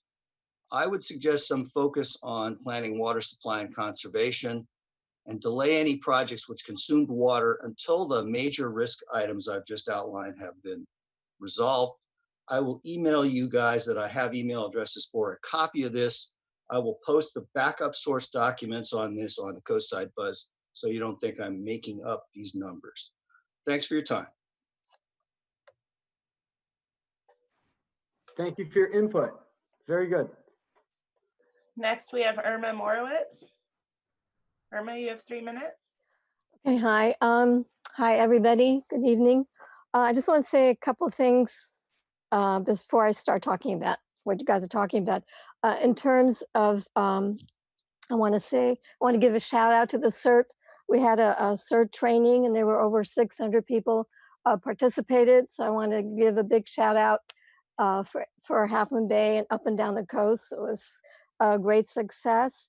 And in terms of calling, when there's a problem, we had a problem in Frenchman's Creek. There was a party, and we had some explosions. And my neighbor called, local police, and she ended up having to call 911 because she wasn't getting a response. So it would be good to know to have a number to call, a working number where someone could be reached locally. And it was nice that 2 officers, 2 units were sent to our neighborhood. So that's just a little something I wanted to comment on. And in terms of Dunes Beach, I just don't really think it's a good fit for our neighborhood. Our neighborhood is changing. There, I mean, I don't want to repeat what other people have said or want to piggyback on what Brent Turner said. I just really worry about what's happening to our community. And we are losing this small town, as said. Everyone is speaking about that. We want to preserve. And with the sea levels rising, these folks that own that land, they're going to have oceanfront property. And will they be seeking monies from the city to be repaid? And folks that face that development are losing ocean views, and they have property values that will go down. I think we need to really look at the whole picture. And I know you've worked on it a long time, but some of these things I haven't really heard been discussed. So I really would like for you guys to consider, I know you're going to be voting on it, and I know Post offered money to the landowner and they refused. So there are other options to preserve that, and people come here to enjoy the coast, but it's being chopped up little by little. I think people should be able to live here, maybe a home at a time, but not these huge development that are happening. The Hyatt is going in. I mean, I don't know. I feel really frustrated, and it's really upsetting because I don't know. I think we need to work harder because I love living here and I want to preserve it. And I love this community, and I hope everyone does too. Thank you. Thank you, Irma. Good info. Next, we have Carlisle Ann Young. Hi, I'm just a Midcoast resident, and I only heard about this final on the Midcoast Community Council when Harvey attended last week. It was already past the public comment period, but this has been a big topic at the MCC and also the Board of Supervisors because of the California comprehensive traffic management plan that the county put out their draft in January. And to everyone's shock, there was no emergency evacuation routes adequately. Actually, they completely neglected to include that in their plan. And I'm really feeling like it's negligent for Half Moon Bay to be going ahead and putting in, a great big land use plan for all these new developments without considering the current traffic situation. Obviously, it'll get worse with build out, and we can't get out of here. That fire south of here really put the focus on the fact that we can't get out of here if there's an emergency. So I really think you need to add that to your land use plan to make a development, so that it's adequately addressed for all coastsiders, not just for Half Moon Bay. And I so strongly feel that by neglecting to really address it, you're being negligent. Thank you. All right, thank you. Mayor Eisen, I have no other hands raised. Oh, I have more. Sorry. Okay. Rosalind Ramsey. Rosalind, you have 3 minutes. Hi. Yeah. Okay. So, I'm a little bit new to this current thing. I've been dealing with a bunch of other things. And so this is my first meeting. So I'm a little behind here. So I'll ask a few questions that you guys can maybe address a little bit after this. But is my understanding here that the yellow is proposed planning area? Would that be an appropriate question for you guys to answer now? But if not, answer it later. But on the I'm looking on the figure 1-2 planning area and appeals jurisdiction. And so what I'm not seeing on this map is a lot of green. I'm seeing Smithfield Park. I'm seeing a big green dot there, but I'm not seeing a lot of other green. What I'd like to see is where the Dunes Beach project is located. Is that a big green spot right there? That would be really wonderful. They tried to build, I lived on the coast for 40 years. They tried to build in that same exact location. They had eco-friendly hotel. That was going to be these domes. I attended a lot of meetings. That was probably 20 years ago. Half Moon Bay turned it down. Now here we are again with somebody wanting a big project in the same location. I know this isn't public forum on Dunes Beach, but it is related. And I do appreciate the comments that Greg made earlier. He seems to have done his research on this. I appreciate that. I have to say that I'm not sure our planning division is headed in the right direction. Given a project that was approved on my street in Miramar, which was a supposed remodel of a house, the builder not only began the work before his permits were approved, but he demoed his whole house. He left a small one wall by his garage up, which has since been taken down. There's a few pieces of wood framing that are old, but this was definitely a demolition. He was shut down. He was red tagged. Construction stopped for 3 or 4 weeks. Now he is proceeding again, and they have allowed him to keep his original plan, which was a house that was set back only 17 feet instead of the required 20 feet. So basically the guy tore his house down and is able to build on a 17-foot setback instead of a 20-foot setback. Now, he had to go back to the planning commission. He had to resubmit plans. He had to pay double the construction fees or whatever. But I have to say, I've had blue herrings in my backyard. I've photographed a blue herring on the original existing house.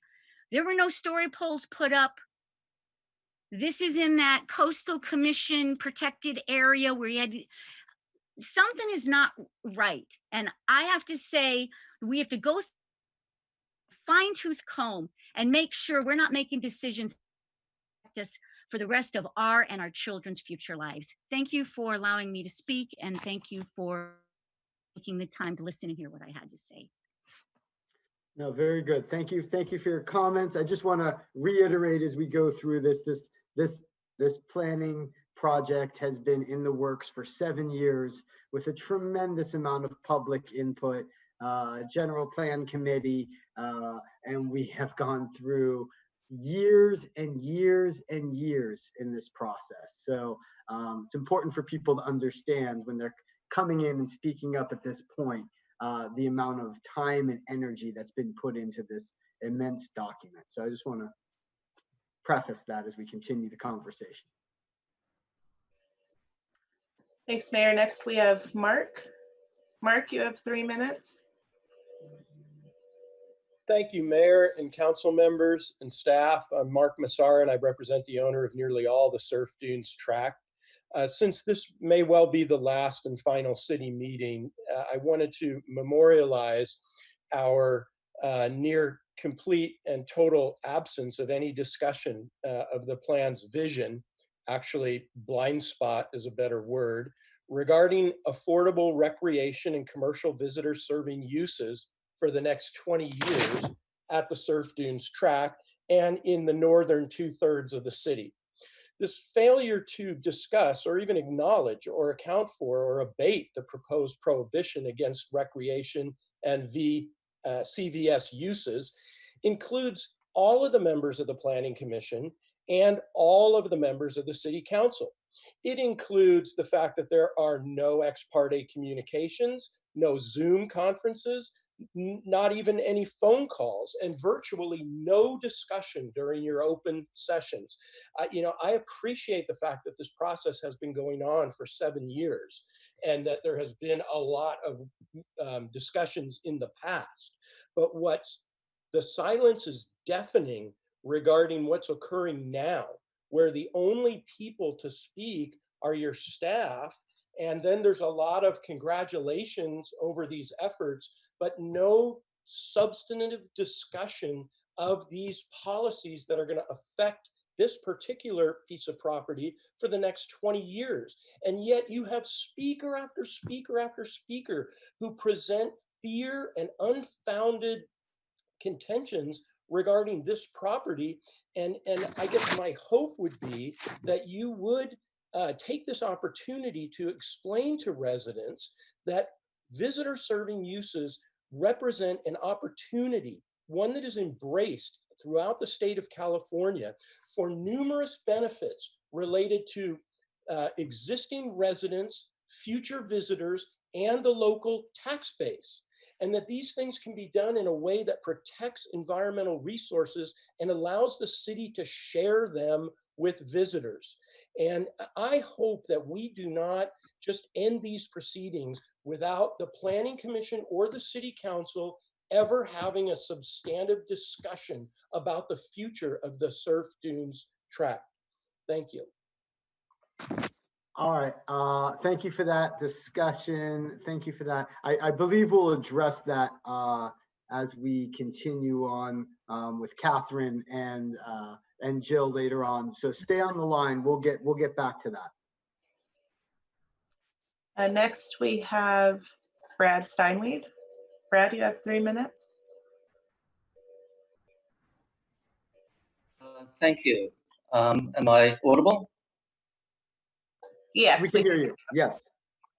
I'd like to start by thanking the council members and the staff for the tremendous work that they're doing. Brittany, would you bring up the first page, please?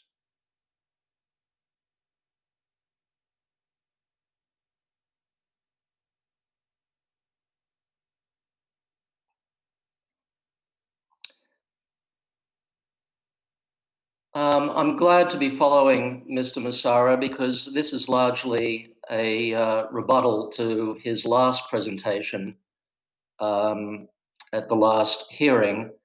And I just heard him use the word unfounded concerns. So I'm going to speak to why they are certainly not unfounded. This is in deference to you, Mayor, Vice Mayor Brownstone, and council members. If you could go to the second slide, please.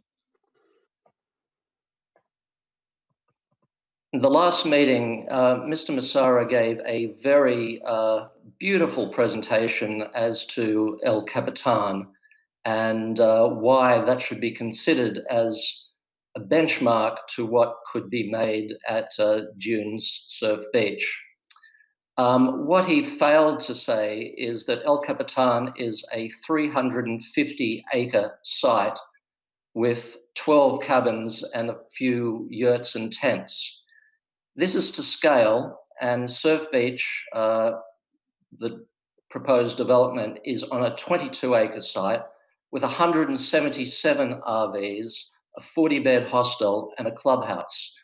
So if 350 acres with 12 cabins, 22 acres with 177. Next slide, please, Brittany. So I couldn't quite make out 177, but each of those photos represents approximately 40 RVs. So 160 RVs would look something like that. What that doesn't show is that there'd be, in addition to that, 177 personal vehicles plus the staff vehicles, approximately 750 people, approximately 350 dogs, and the 40-bed hostel and the clubhouse. Next slide, please. 30 seconds, Brad. Certainly. So this is RV reality. This was this Saturday, and this is actually the Surf Beach proposed development. That's an RV there, and there are 3 people, 2 dogs, propane tanks, and a grill. Go down to the second photograph and you'll see the view, but if you think from Highway 1, from street level, there won't be any view, so Where are the view corridors? Where's the open space? What happened to the agriculture? What happened to the prime soils? Next one. Mr. Massara wants us to consider glamping. Glamping is always remotely located. It's always located in a forest or a desert. It never replaces agricultural land, and it never abuts a residential community. If we're going to consider Mr. Massara's concerns and he believes that we're not listening, then he has to give us apples for apples and oranges for oranges, not apples for oranges. Last slide is, thank you very much. Thank you for listening, and thank you for my 3 minutes. Thank you, Brad. Next we Well have organized. Ferrara. Mike, go ahead. Good evening, Council. Actually, it's with some pleasure that I note that this is probably the last meeting on this. Something started 7 years ago. What we're now dealing with has no resemblance whatever to what started 7 years ago. Right. In fact, things went through major changes just this last summer. So that's why some of us have a feeling that we're looking at things that are fairly recent. However, I do want to commend the city for bringing forward some very good new mapping. It's considerably sophisticated over what exists now. The only little problems I find in that are on post land, so it's not a big deal, I guess, if there's a missing wetland on an open space owned property. I think there are still, I would have to still express, I'm still curious actually about what we're going to be doing with the implementation plan. Is this going to be sort of on hold while we're waiting for the implementation plan? Or are only parts of it going to be on hold while we're waiting for the waiting and doing the implementation plan? That's not clear to me. And I guess I have to chime in with the theme that I've done before and that some of the people have done tonight, is it's hard to see how we could shoehorn any more traffic into that northern highway around Young Avenue. I've seen the proposal for a roundabout. I don't know how that would help what's already very bad. The other night I had to drive down to Frenchman's Creek, and I thought I was going to be really smart, and I was going to go down there at 8:30, figuring traffic will be gone at 8:30. No, I hit dead stop at Roosevelt. Dead stop. Not a crawl, dead stop. So I'm not sure we have a counter proposal for what to do up there relative to Dunes Beach. Although, to end on an optimistic note, I noticed that one of the big wigs at Google is developing flying cars. Is that what's going to save us? Is this going to be a hotel for flying cars? And then instead of RVs, we'll have flying car lot. Okay, well, I wanted to have a positive ending to my comment, so there it is. And thank you for all of your efforts to date. Bye. Thanks, Mike. Next, we have Kimberly Williams. Kimberly, you have 3 minutes. Hi, thank you. First, I want to say that I recognize that this has been a long time coming and a lot of effort by a lot of people.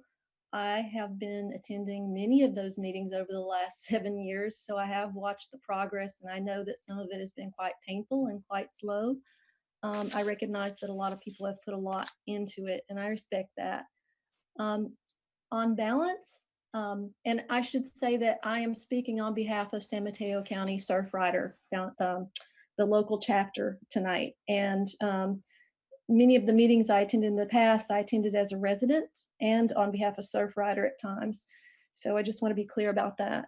The other thing I'd like to say is that on balance, I think this land use plan is pretty good. There are some excellent parts to it, and I congratulate you on that. However, there are some things that I think are easily resolvable that we still do have some concerns about. And I'm not going to go over those here tonight because I think they are, things that can be worked out. And we probably will approach those with the Coastal Commission. The other thing I'd like to say is that Mr. Massara, Mark Massara, does not represent National Surfrider in his proposal that he mentioned earlier, nor does he represent our local San Mateo County Surfrider chapter. I want to make that clear because I got several inquiries by email asking me why was Surfrider putting forth this proposal.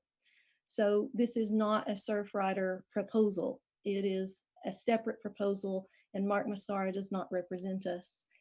And the other thing I would like to say is that San Mateo County Surfrider does not support the development proposal at Dunes Beach. I thank Brad for his presentation and rebuttal. It is exactly what I was trying to get at the last meeting when I was sitting at home very sick and not doing a very good job at my comments that evening. But thank you so much, Brad, for that. It exactly shows the problem with that proposal, that it would represent a problem for views, access, and land use. And then lastly, I'd just like to say that once again, it's a lot of hard work, but you're so close to getting it right. And I'm not sure that you want to jump so quickly to the end. I also appreciated Greg Diegues' comments and Irma Morowitz's comments and Britt Turner's comments. So you're so close, and maybe it just needs a little more time to refine. That's obviously up to you, but I appreciate your work, and we'll continue to engage in the next phase. Thank you. Thank you, Kimberly. Next, we have Lenny Roberts. Lenny, go ahead.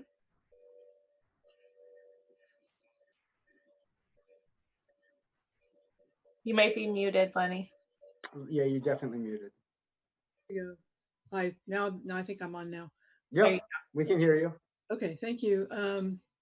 I sent a letter already to the city council members, Mayor Eisen and council members. I just wanted to highlight a couple of points in that letter. I'm not at the sharpest point in the day when it's this hour, so I'll just summarize a few of the points in my letter. That we want to first of all commend the tremendous amount of work and the tremendous amount of brain power that has gone into this land use plan.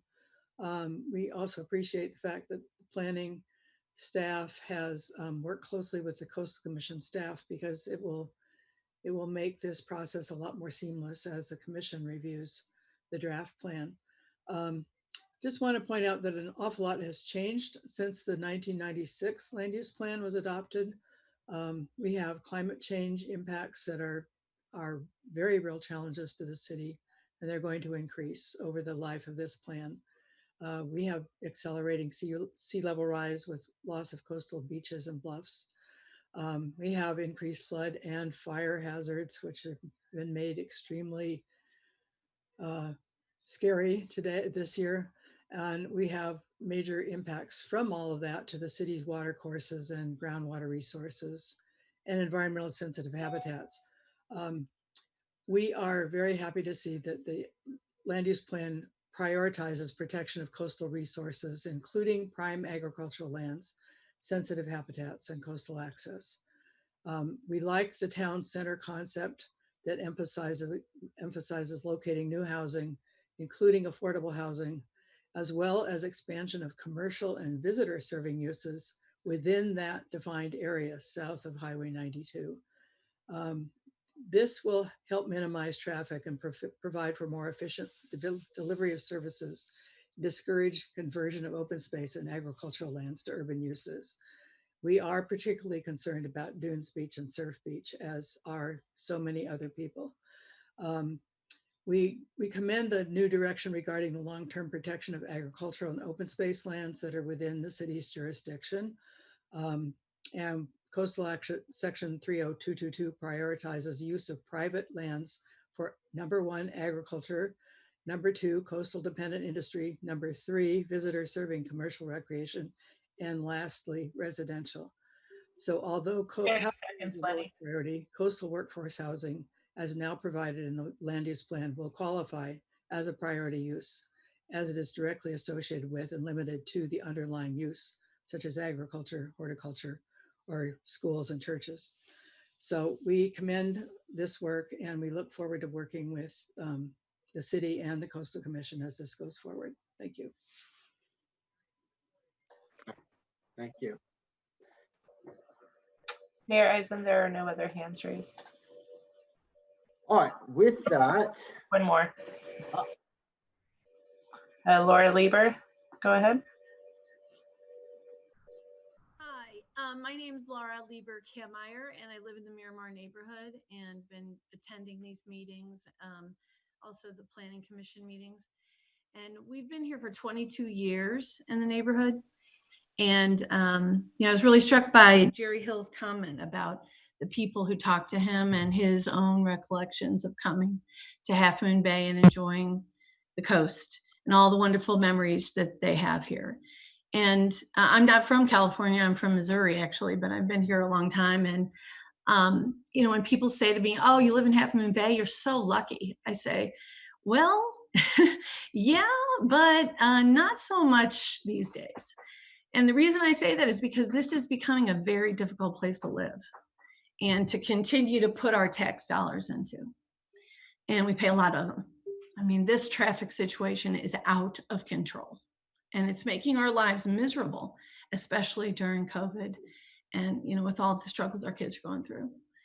So, I know you guys are working hard on this, but, roundabouts are not going to solve this problem. And we shouldn't be having these big, building projects when we don't have a solution to the most important issue for our community, to say nothing of the character of this area. But an RV park is the absolute wrong thing for this town. Thank you. Excellent. Thank you, Laura.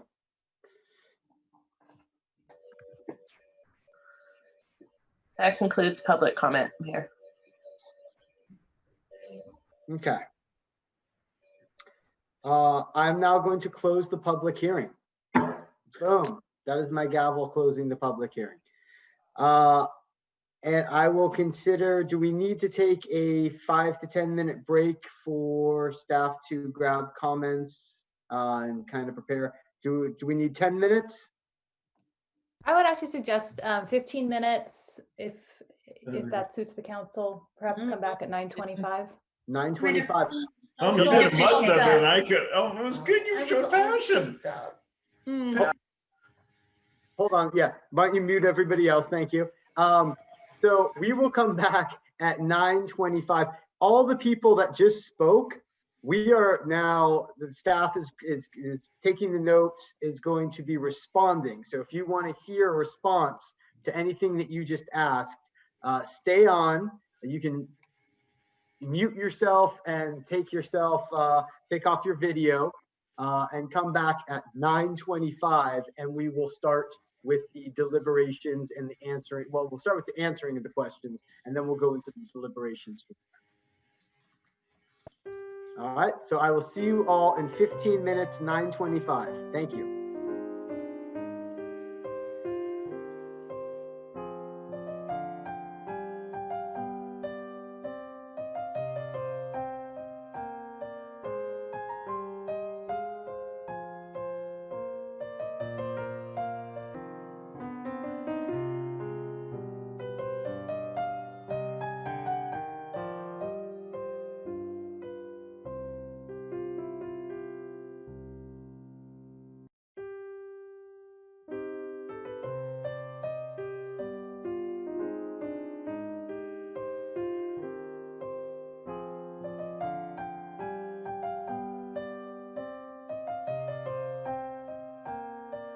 I will kick it over to staff to address the public. Thank you, Mr. Mayor, members of council. You're probably surprised to hear my voice, but I'm actually going to go first. I got assigned a response. So we did hear from one speaker tonight, and we actually, I think, heard from 2 or 3 speakers at the previous hearing 2 weeks ago about emergency response and concerns about traffic related to emergencies and evacuation routes and zones. And we did provide an answer 2 weeks ago, and I will provide a further answer tonight generally to those comments. So the local coastal plan obviously is not a document that does everything, nor is the general plan one that does everything. Although I think it's been mentioned that one of the follow-up items to the implementation is the implementation plan after this document is shipped off to the Coastal Commission. And part of that will be updating a few elements in the general plan. One is the safety element, and that will have aspects and deal with and have policies that deal indirectly with this question.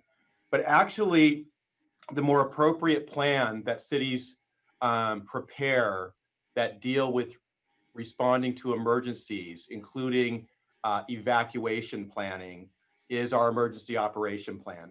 It's not an element of the general plan. It's not a requirement of the local coastal plan. It's a best management practice for local jurisdictions to have an emergency operation plan. It's a broad plan that goes much further than evacuation routes. It's our plan for responding to all kinds of emergencies, pandemics, fires, flooding, tsunamis, etc. This is something that was a priority of the council the year I arrived 2 years ago. We made a lot of progress in the first year that I was here, and our intent was, and it was indicated in the council's priority session earlier this year, that we were planning to update the emergency operation plan this year, and it would be finished around this time. Then COVID hit, and that got us behind on that work. And also for the not only that it made us busy, but for the obvious reason that we were in the middle of an emergency. And so we still are in the middle of that emergency. And on top of that, we had some fires, and I think those fires were a wake-up call for many people on the coast. And that's why you've heard some of the comments 2 weeks ago and today. And there's already a conversation going on county-wide about that wake-up call and preparedness, not only for the city of Half Moon Bay, but for the entire coastside and county, for specifically for fires and having proper evacuation planning in the event of fires. So I will say it's not a good thing at all that we've had a pandemic, obviously, or fires that were close to the city of Half Moon Bay, but we certainly have learned from those 2 experiences. So yes, we have delayed the preparation of our emergency operation plan update, but it's due to those 2 emergencies, and the learning experience is going to be very helpful when we produce that plan. So it is our intention for that to continue to be a priority in 2021. And our goal would be to finish the emergency operation plan, and it will have a robust section on evacuation, planning, routes, and zones. And just to go into a little bit of it, and I think this is something that certainly has been talked about a lot on the coast and is an integral part of training that has already occurred well before my time. And that is, for many emergencies, the best solution here on the coast is to evacuate in place. So this section on evacuation will include a thorough discussion of evacuation for all different kinds of emergencies, but obviously predominantly fire. It'll be done in coordination with the county, the rest of the coast side. Obviously, it's a task that can't be done in a vacuum. We can't just look at the city limits. And it'll be done in a way that respects the reality of the situation that we're in. The speakers have mentioned the traffic issues and the concern about that the traffic imposes on evacuation. And that's back to my comment that for many scenarios, it may be evacuate in place or stay on the coast side and evacuate to a safe zone but do not get in your car and attempt to drive north to San Francisco, south to Santa Cruz, or east to San Mateo. So that's a little longer than I wanted, but there were several questions on that, very good questions, timely questions, given what we're experiencing. And it is our commitment to put our effort into evacuation planning as part of our emergency operation plan next year. With that, I'll turn it over to Catherine for more of the planning related and legal related questions that came up. Great, thank you, Bob. So I am going to address some of the comments that came up regarding the Surf Dunes PD. Brittany will help me out with respect to some of the planning issues. But I do want to clarify, first of all, for the council and the community, that this is not an action on the Surf Dunes application. Yes, the city did receive an application for this to master plan the Surf Dune site. The city is processing that as a separate track. This action before you is solely on the land use plan, which does include the high level policies that govern the PD for the Surf Dune site. But again, no action is being planned. And with respect to what the council might be considering, obviously the council hasn't considered hasn't reviewed the application itself, and I'm certain is being mindful to making sure not to express strong opinions one way or the other, so that if and when that application comes to council in the future, they can be open-minded about that. Of course, the council may consider and discuss the PD itself, the policies governing that PD. We do have one council member that I am recommending would recuse because Councilmember Brownstone is in the 1,000-foot abstention area. So if the council does want to deliberate with respect to the PD, I am recommending that he recuse out of abundance of caution. In general, though, the land use plan update carries forward the existing policies with respect to the allowable uses. So those include agricultural compatible uses, and residential uses. Those are being essentially carried forward from the existing plan to the proposed plan. The application proposes, more commercial visitor serving, which is not consistent with the current plan or the proposed plan. So that would need basically an amendment, separate amendment, for that project that is being proposed. Let's see. I'm going to see if Brittany wants to add anything in terms of the planning process for this PD, or just the PDs in general that are before you. Thank you, Catherine. Yes, I just want to back up to remind everyone of the planning process that went into discussing the PDs as a whole. So the Planning Commission held numerous study sessions on the development chapter, which the plan developments PDs are a big part of, including a specific study session last March on the plan developments themselves.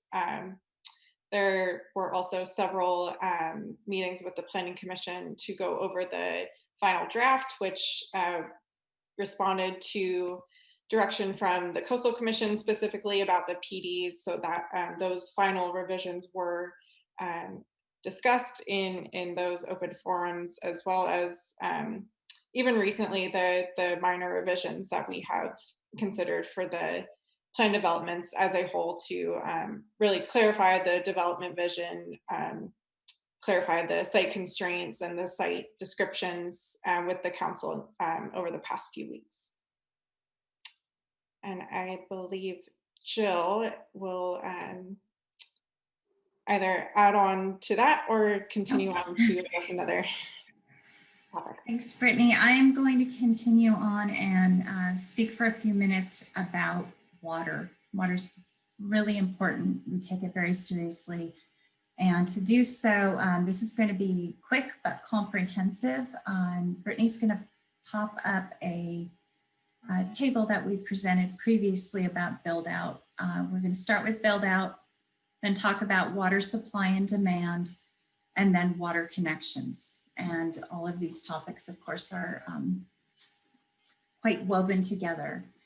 So first of all, we hear the the great concern about is there enough period of water? Is there enough infrastructure? And that is one of the contexts for this plan as a whole. Was the build out is really, really high. The 1996 land use plan envisioned a population on the order of 22,000 people in the city limits alone. And fortunately, that hasn't happened. We're much, much lower than that. And as you can see, this table here is just focused on residential build out, but it is really studied to see what the actual capacity of different sites would be. And this is also for the newcomers who haven't heard the background on maximum theoretical build out. We don't expect to achieve this build out. This is not a goal. This is not an intent. This is an exercise for the purposes of infrastructure planning. And this is something where we turn over every rock and look at every parcel through our GIS systems. We're measuring build out that exists. We look at existing zoning. We look at proposed changes through this land use plan update. And we're at the parcel level figuring out just how many more could possibly happen. It is not going to happen. It's not realistic economically. There's a lot of reasons why it won't occur, but it's a really helpful tool. Noting that the end zone is a lot lower than what's on the books right now, we think is important context for folks who are concerned about this. So then moving over to how we think about the Mid-Coast as a whole and Half Moon Bay's place in it. We want to note that we have not been planning in a silo. Every special district that supports infrastructure has a different boundary. They overlap the city limits one way or the other, and it's for each and every one of them, we looked at the build out within the districts when they overlapped with the city. So for this rest of the discussion, we'll just think about the water district service area, which includes all of the city limits and then the south portion of unincorporated Mid-Coast. Our water demand calculations assume the development that could happen from the San Mateo County LCP. We don't just assume that Half Moon Bay has access to all that water. The county has plenty of space there and lots of potential growth, including more than we actually think is going to happen in collaborating with San Mateo County staff. The pace of growth has been a lot lower than they expected. And so it's just a good open dialogue. And in fact, with the water district, we've discussed how to have collaborations going forward with them and the county.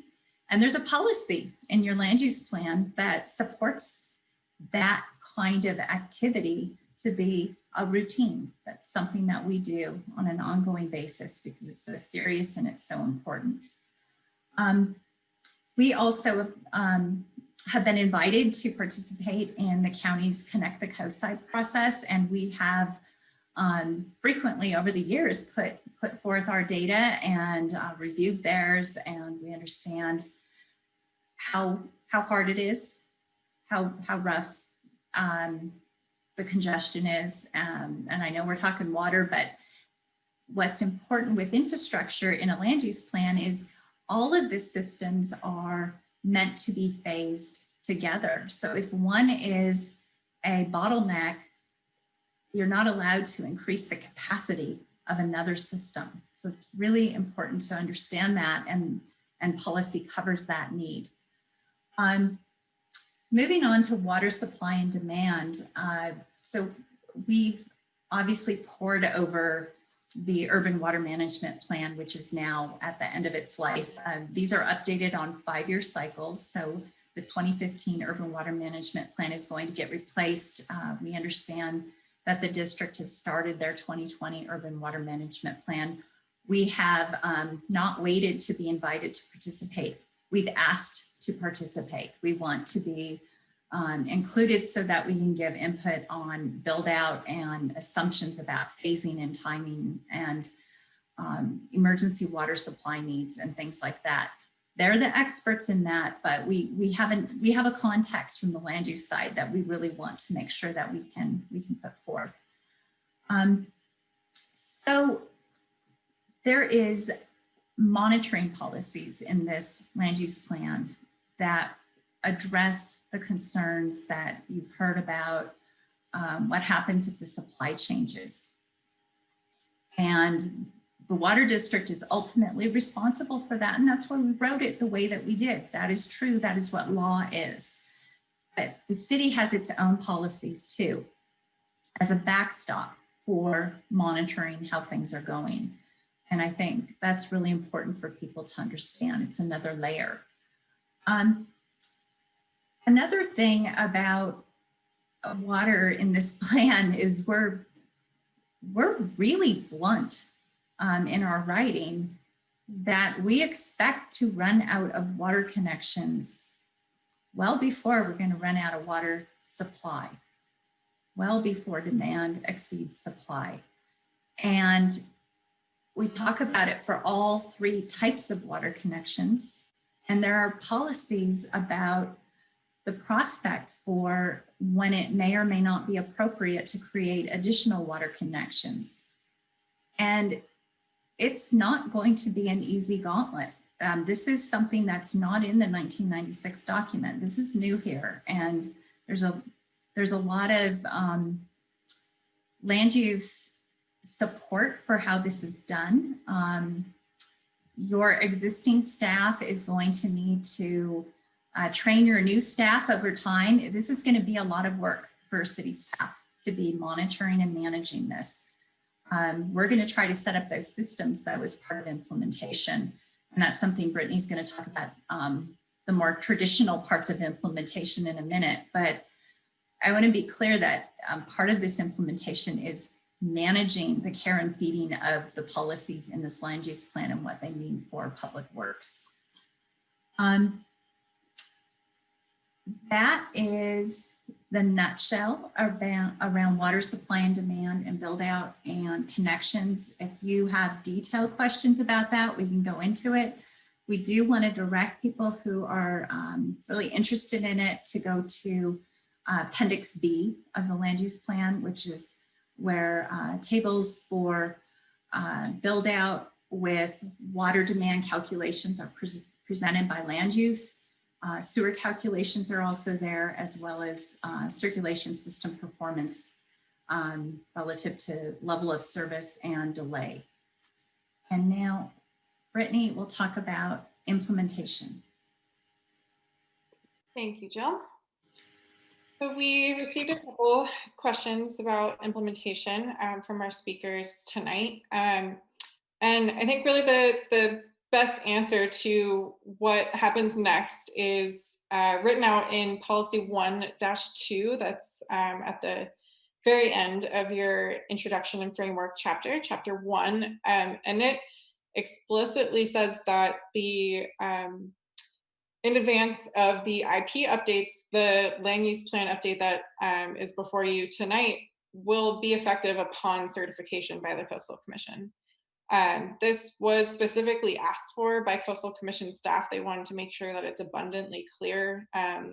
They want this plan to be in place as much as we do. This is a important step forward for the city and for our land use planning, that they want to take precedent over our existing land use plan, over our existing zoning code regulations that haven't quite caught up to the land use plan update yet. So where there is a more protective policy in the land use plan, that takes precedence over the zoning code update until the time that it is updated itself. So just to explain what that might look like a little more, so the implementation plan includes our zoning ordinance, our subdivision ordinance, and our zoning map. So you'll see a table in Appendix A where we've listed out what we think is the complete list of what needs to be updated. And then what I spoke to earlier was our work plan that Jill and I are going to go back and work on after this, where we're prioritizing what really needs to come first. So zoning map will be one of the first ones to prioritize, as well as the new zoning districts. So the new rural coastal, the new workforce housing overlay. Those are all areas of the land use plan update that are new beyond the 1996 plan that don't have those implementing regulations yet.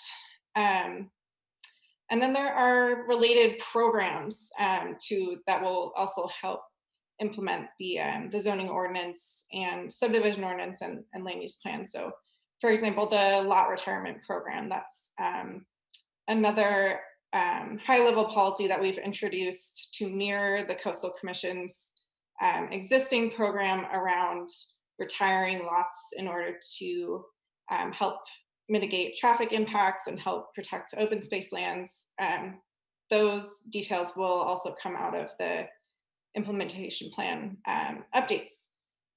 And then this all trickles down to our day-to-day project review, conditions of approval for new development impact fee requirements for new development. So that is where this land use plan update will go next. And I believe I will hand it back to Jill. Thank you, Brittany. We have just a little bit more. It's always hard when folks are not caught up on a long process like this. And so we want to, once again, and I think we did this at your first hearing on September 30th, want to cover a little bit of context here before you go into your deliberation.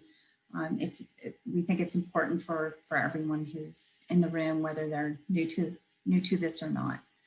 So first of all, we appreciated the perspectives that we heard from community members about the things that have changed in Half Moon Bay and what's hard about some of the constraints that are going on with respect to infrastructure and some of the hopes and dreams and the desire to preserve habitat, open spaces, etc. So we just think that it's hard when you haven't had the whole presentation of the plan. We only showed a few revisions tonight. So without doing that, we encourage everyone to read chapter 1. Chapter 1 of the plan is the introduction, and it's a framework chapter. And in fact, the city actually hired Dr. Charles Lester, who was formerly with the Coastal Commission, to help us with chapter 1. And he wrote a white paper for us, really focusing on where the city was in 1985 and 1993 and 1996, the kind of the 3 points in time when we were working through our land use plan, our first one, and big milestones that have happened along the way, whether they were decisions that the city made or things that the Coastal Commission did, or how the world is changing. So this chapter covers Measure D, social equity and environmental justice, water supply, highway capacity. A big game changer in this plan is about protection and preservation of agriculture. If you read the last land use plan, it's a real different story about agriculture. It discusses what's happened with land acquisition. There's been a lot of land acquisition by land trusts throughout some of our areas. Climate change and hazard planning are addressed. Updating environmentally sensitive habitat area mapping and what we've learned from many site-specific maps, and just the richness of what is here in the city. Just thinking, for example, about the Pillarcitos Creek and and all the endangered species that it supports. It's really quite awe-inspiring. It's fabulous. So that, along with thinking of a regional planning context, including the Mid-Coast, which I've already talked about a bit, really set up the plan. And the big picture changes. This is a repeat from a couple meetings ago, but around preservation, resilience, and sustainability. This plan has a strong new statement about open space. There's a new open space for conservation land use designation. There's no designation like that in the 96 document. The open space designations right now are, they're called reserve designations. They're waiting in the wings in a way to be developed, and that really is not appropriate with the highly constrained infrastructure and other challenges that are associated with those areas. Because of that, we're also been working with our landowners who have agricultural lands to talk about what they really need. And we presented this a bit earlier tonight on a narrow topic, but broadly, we're bringing forward a new category, the rural coastal designation, which will basically retire the reserve designations in this plan. Rural coastal expands on and supports a wide range of agricultural and compatible as well as supplemental uses. And we've spent a lot of time working with these stakeholders, and we really respect what they do and appreciate all the time that they spent with us. With circulation, this plan brings forward the town boulevard approach. It's aligned with the land use density and intensity locations for development. The approach prioritizes safety and multimodal circulation. It's intended to support residents first. When residents are well cared for, we find that those facilities also work for visitors. Yes, we need to prioritize visitors for being in the coastal zone, but one really good way to do that is make sure that the residents are well cared for. It worked with your bicycle and pedestrian master plan. It works with your parks master plan. It's a good strategy. You and your community are the experts on that. So this has been, this is part of chapter 3. So if anyone is interested in learning more about that, we encourage you to go there. And then that relates to the town center, which is a defined area that council established. The intent is to, for development, that it be focused there. And to enhance the heritage downtown, support small town charm, provide places for the kind of employment that we've heard about from, that's really desired from a number of community members, as well as places to live. There's housing strategies in this plan that intend to have a very light footprint and a good match with the needs of the population. We aren't focused on a jobs housing ratio. We're focused on a fit. And it's very, very important to focus on that, because that way employed residents who are coming in from over the hill can live in your town. Or maybe there's multiple families that are crowded together, and maybe they can actually have an improved living environment because there's some more housing available. And it's at the right size, the right location, and it's affordable.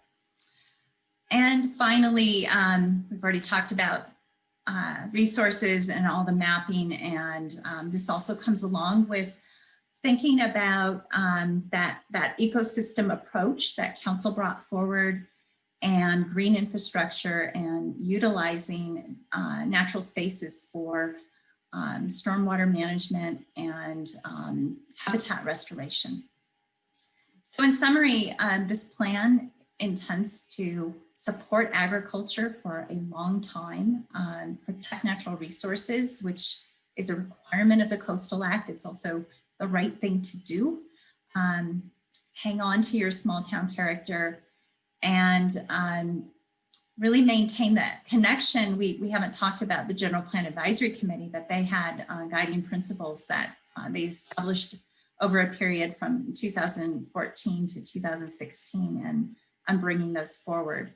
So anyone who is interested, who's watching tonight or spoke tonight and would like to learn more, staff is, again, we've been meeting with anyone who's asked for a primer on the plan, or if you have a particular policy area that you'd like to explore.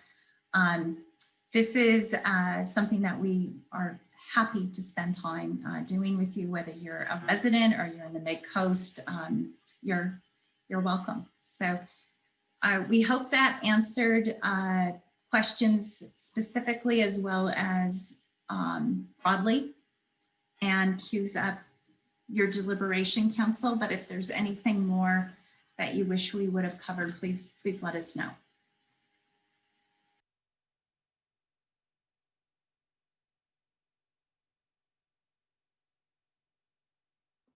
That's a lot. Thank you. Very good. Very good. I'll bring it back to council for deliberation.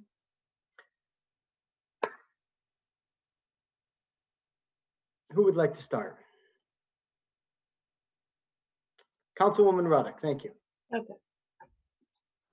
So I'm in the unique position of revisiting the Half Moon Bay Local Coastal Program General Plan for the second time.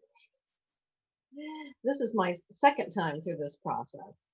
I was on the council in the 90s when we deliberated and approved the previous land use plan. And I'm telling you, this plan before us tonight is a sea change. At the time I moved here in 1989, there were applications for subdivisions totaling about 700 or 900 houses. And within another couple of years, there was another 900 houses and 2 golf courses and hotels. I mean, we were at risk of being, totally swamped. And the residents in this community took charge, and through several successive initiatives, passed policies wanting to protect the bluffs, controlling growth first at 3% annually, then 1.5% annually.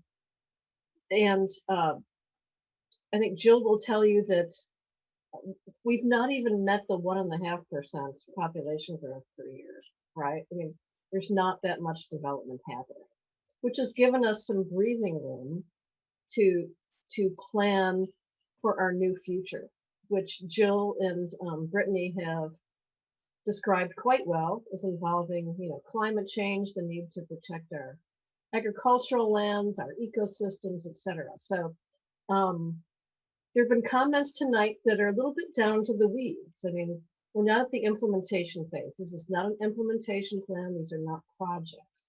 That level of detail is not appropriate for this discussion. We're at the level of general policy making, and I think our staff has described that, quite well. But there are, I think, many, many good policies here, and they're transformative policies. Development that comes in the future, if it comes, is going to look quite different, and it's going to be more protective. And it's not perfect, right? And we'd all like to protect all of our open space and have no more development, maybe. But you have to buy that land to protect it in perpetuity and take it out of the development pipeline. But I think it strikes a great balance. There's lots of good policies, and we're going to be working on implementation plans, which is going to be quite a different process. It's going to be more down into the weeds and more detailing how things are going to look and feel, and things are going to have environmental review and all that stuff. So I think the bigger and actually more complicated discussion is going to come over the implementation plan, the zoning and subdivision ordinances, etc. So that's a conversation that we're going to have. But right now we're looking at a set of policies that I think are very good. And I've been part of this process for a while, and maybe I'm not, engaging in level of detail that some have commented, want us to be, but I'm comfortable with the policies that we have, the vision that is embodied here, and there's going to be more work at the Coastal Commission, but I'm prepared to approve this tonight. And a lot of work has gone into it. A lot of people who may not be as happy as they'd like to be still got a lot of time with our staff. Changes were made in their favor. So it's been a flexible process. It's been open process. It's been a transparent process, and I think it's produced, a great product. And I hear you all. Our staff and we as a council are ready to continue to work with you and take your input. You have the most environmentally sensitive city council that has ever been seated in this community. So I think you need to feel good about that. We're in a good place right now, and we're going to work to continue to make it better. But tonight I'm coming down to approve this plan, and I want to thank everyone who's been involved, from staff to the public to my fellow council members, our planning commission, who actually had a lot of the headaches, dealing with the details of this. Thank you, planning commission. Thank you, public advisory group, who spent many hours over many months and years providing input too. So I'm looking forward to moving this along and to rolling up our shirt sleeves on the implementation plan. And I think it's a good day for Half Moon Bay. Excellent, thank you. Councilmember Rohrbach. I certainly want to reiterate what Debbie just said. It is a good day for Half Moon Bay. I'll be very brief. I have a great deal of respect for everybody on the Planning Commission, and they worked very hard. And, if they like it, I think that really says a lot about what this plan is going to do for our community.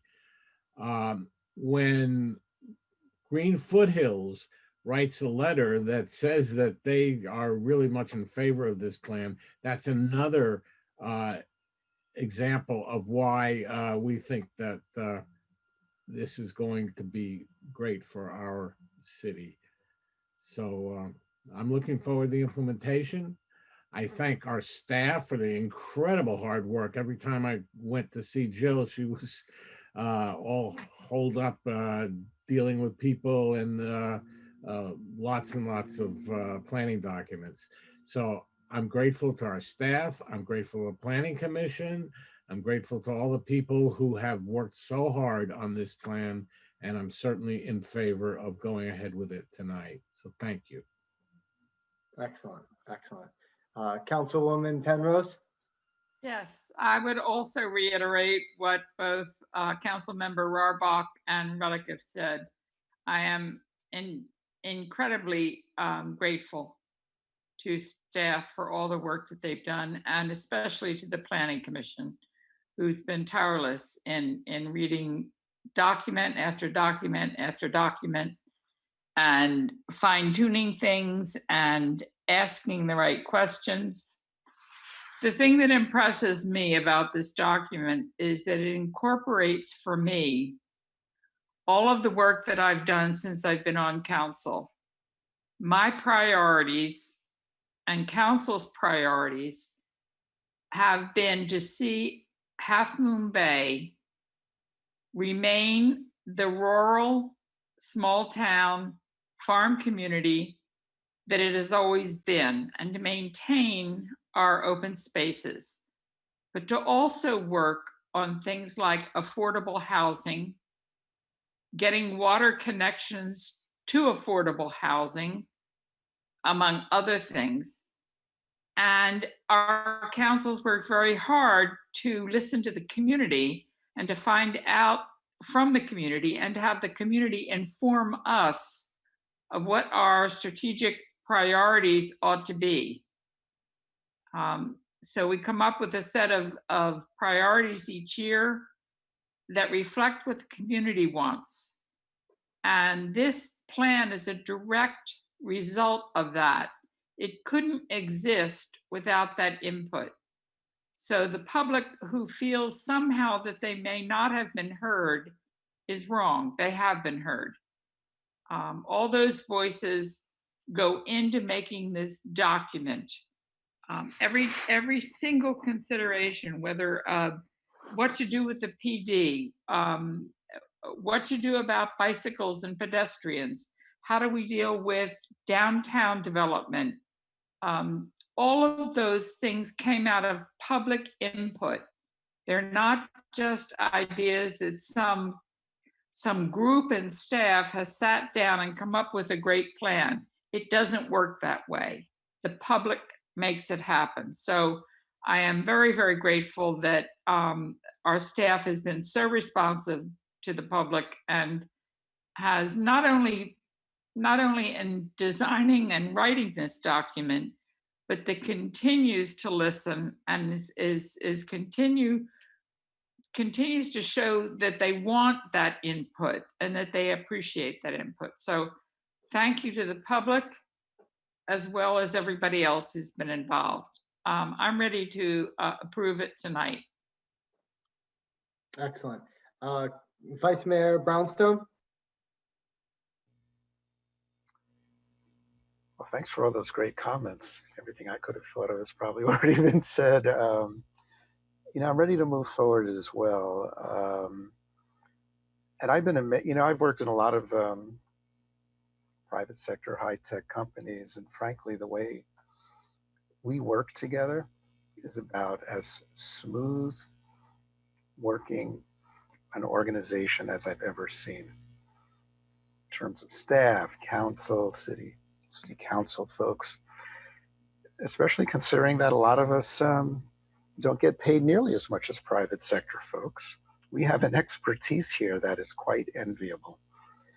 And what I've seen, since we're finalizing everything now, things are beginning to move forward.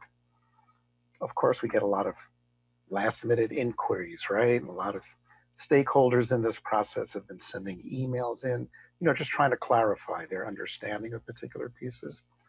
It is amazing how quickly staff has replied to all of those, kept us all informed. And the reason I'm ready to move forward is I am very confident that this is a plan that protects our vision and it protects all our natural resources here. And the reason that I'm so confident is I think Harvey raised that good point. We have some very, very experienced guardians of our coast and our environment here. And they help us. They look over our shoulders. They don't always agree with everything, but we learn a lot from them. It's like we have an extended resource of experts. And Green Foothills, Sierra Club, Surf Riders Foundation, the farmers, all of them who have contributed over the months of our planning process. And we listen to the developers as well. And the reason I'm so confident that this is a great plan, if we hadn't taken all those stakeholders' opinions, interests, and questions into account, you would have had dozens of more people coming in tonight and questioning and complaining that that the plan wasn't good, that we weren't doing right. It's a reflection of how many people here felt that this is a good plan. It's future forward. To Councilmember Ruddick's point earlier, it's a policy plan that we're looking at. We haven't gotten into the implementation stage. So people who are concerned about, yeah, but what about this project? What about that project? When we start looking at the minutia of the zoning ordinances, et cetera, there'll be many protections of the very interests that people expressed and that they were concerned about. So with that said,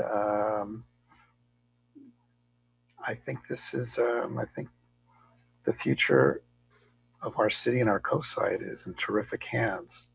And we have a blueprint that incorporates a beautiful vision. And I think it's great. I'm in awe. I'm in awe of what's been accomplished by staff on this plan. And as Debbie said, you'll never get a more pro-environment council as you have now. So again, we're in safe hands and it'll continue to be in safe hands.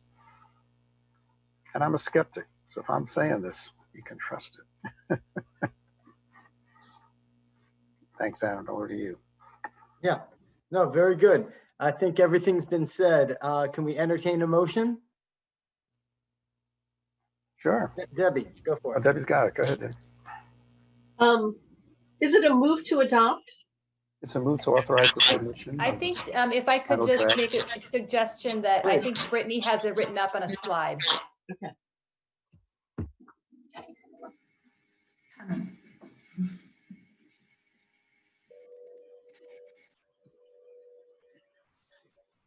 Thank you to my fellow council members for allowing me to make this motion.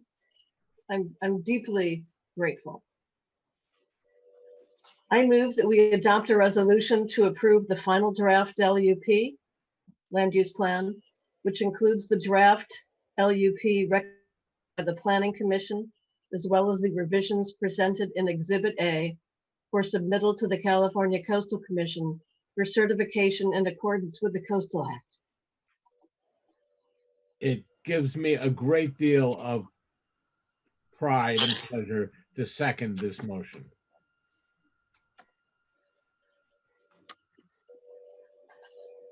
Jessica, will you kindly? Yeah. Councilmember Penrose,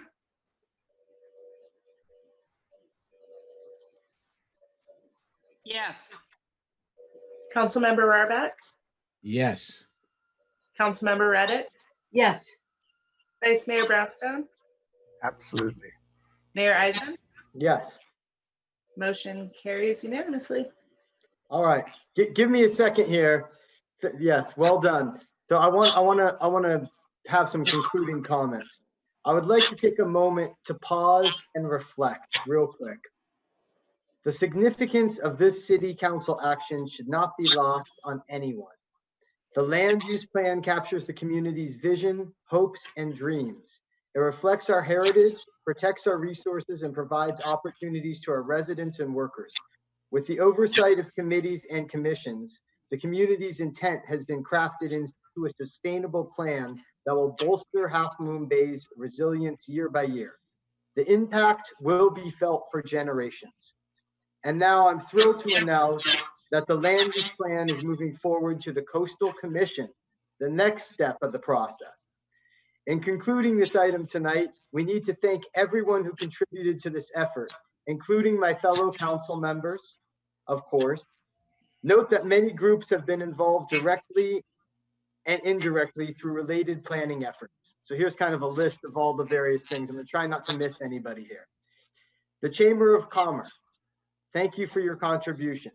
Bicycle and Pedestrian Committee, Parks and Recreation Commission, other agencies including the Water District, San Mateo County, and the Coastal Commission, to name just a few. For the land use plan specifically, we thank the General Plan Advisory Committee for getting us started, bringing the community to the table, and establishing the guiding principles. The Planning Commission picked up where the GPAC left off and oversaw numerous drafts of the plan. We especially need to acknowledge the tireless members of the Planning Commission Ad Hoc Committee, Commissioner Hernandez and Chair Jimmy Benjamin. And finally, Council wants to thank the Half Moon Bay community for its ceaseless support by contributing, being patient, coming out to neighborhood meetings, workshops, study sessions, and hearings. We sincerely hope you will see your fingerprints on this plan. This is what our community-based planning is all about. Thank you all for your efforts. Well done. It's a big deal. That's in motion the next 25 to 30 years. All right, I'm going to move on. We're going to resolutions and staff report. We're going to start with item 3A, which is legislation grants update. Thank you, Mayor. I want to introduce Alex Gibbs and Andres Ramirez from Townsend Public Affairs. They're legislative advocacy and grants writing consultants, and I will turn it over to them. Alex?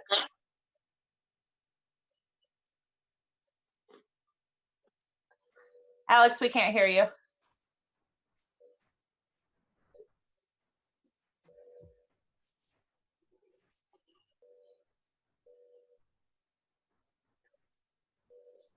Not yet.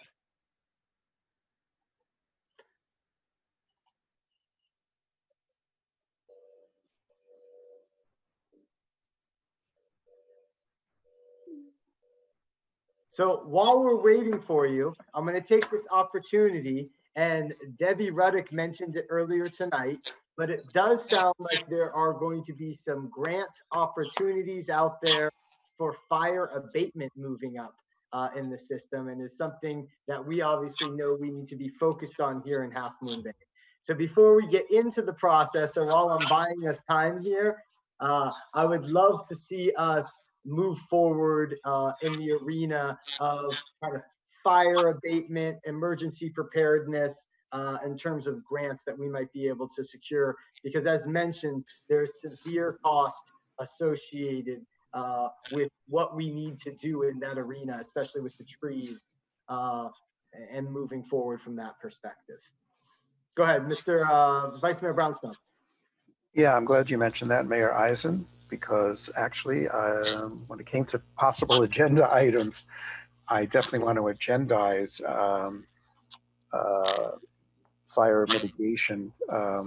If I think about all the eucalyptus groves out here, it's kind of scary, you know? One goes on fire, the embers spread from one grove to another. It's quite frightening. And yeah, I'd love to agendize that and include, you know, what the grant writing might look like. Townsend for legislation, have the county, CAL FIRE, Forest Department, anyone who has a stake in this who can help. Because when we spoke, you know, $138,000 an acre just to get rid of 1 acre. Obviously, we're going to need a lot of help.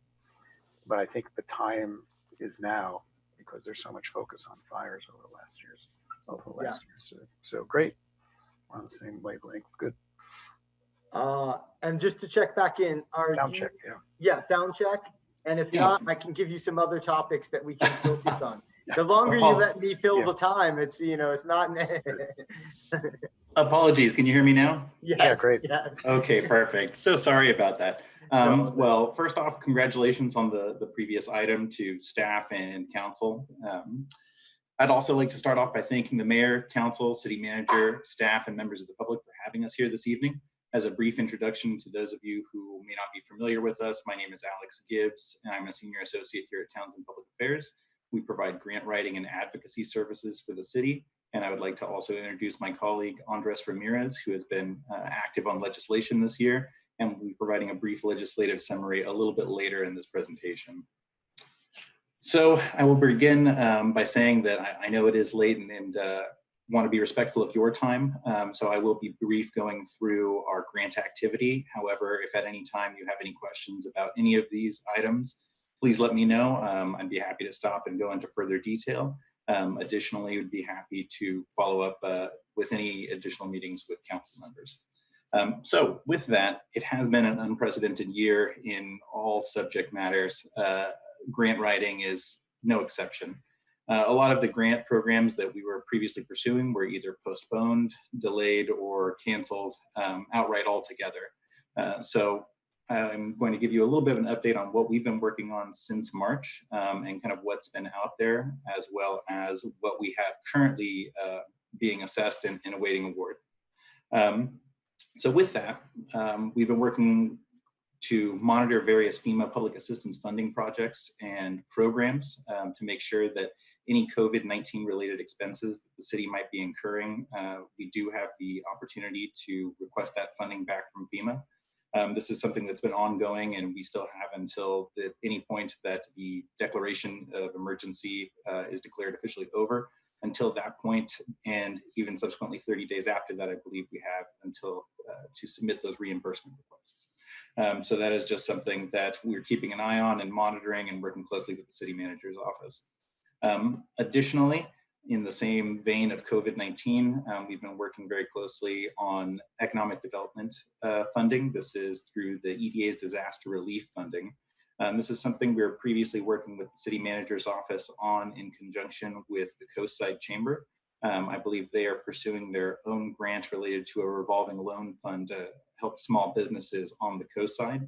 And that is something that we are offering our assistance and availability should they need any help with that grant or with the project officer. We continue to make ourselves available as it benefits Half Moon Bay and small businesses.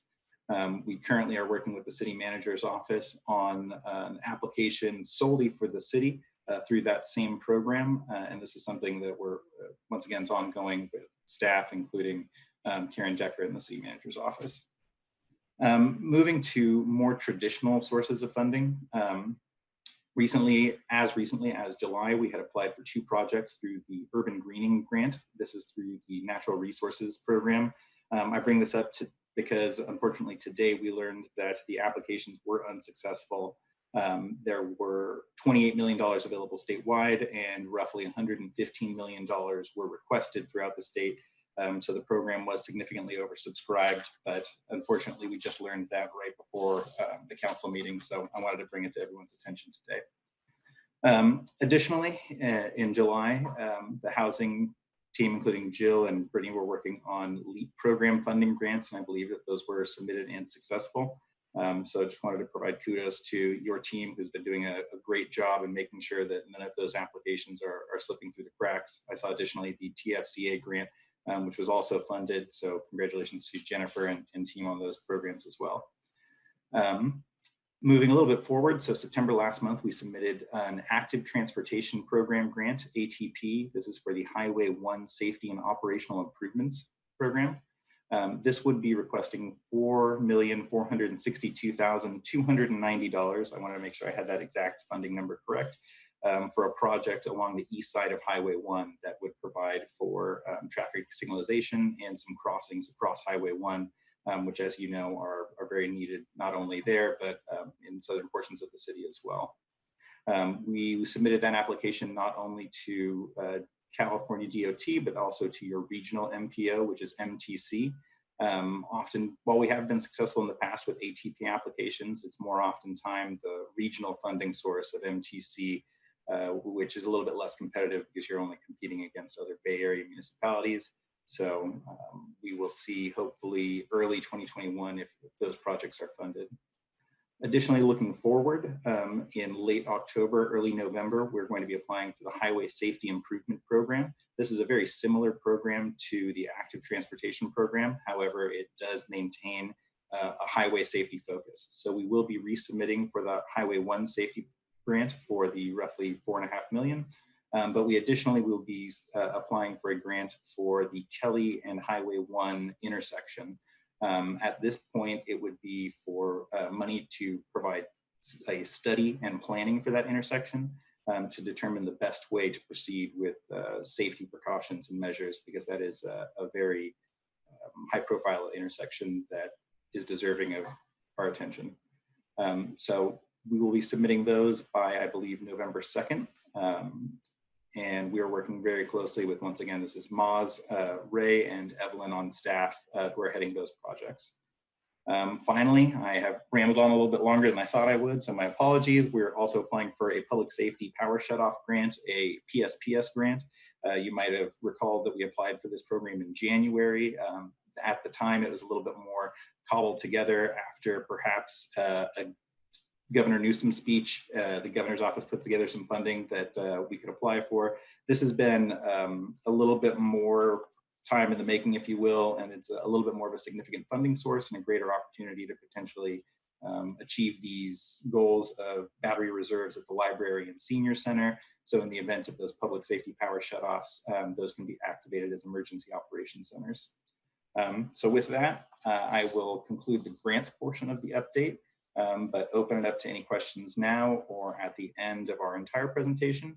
and then we'll hand it over to my colleague Andres Ramirez for a summary of the legislative session that just occurred and a look forward to what we should be anticipating for 2021. Yeah, thank you, Alex.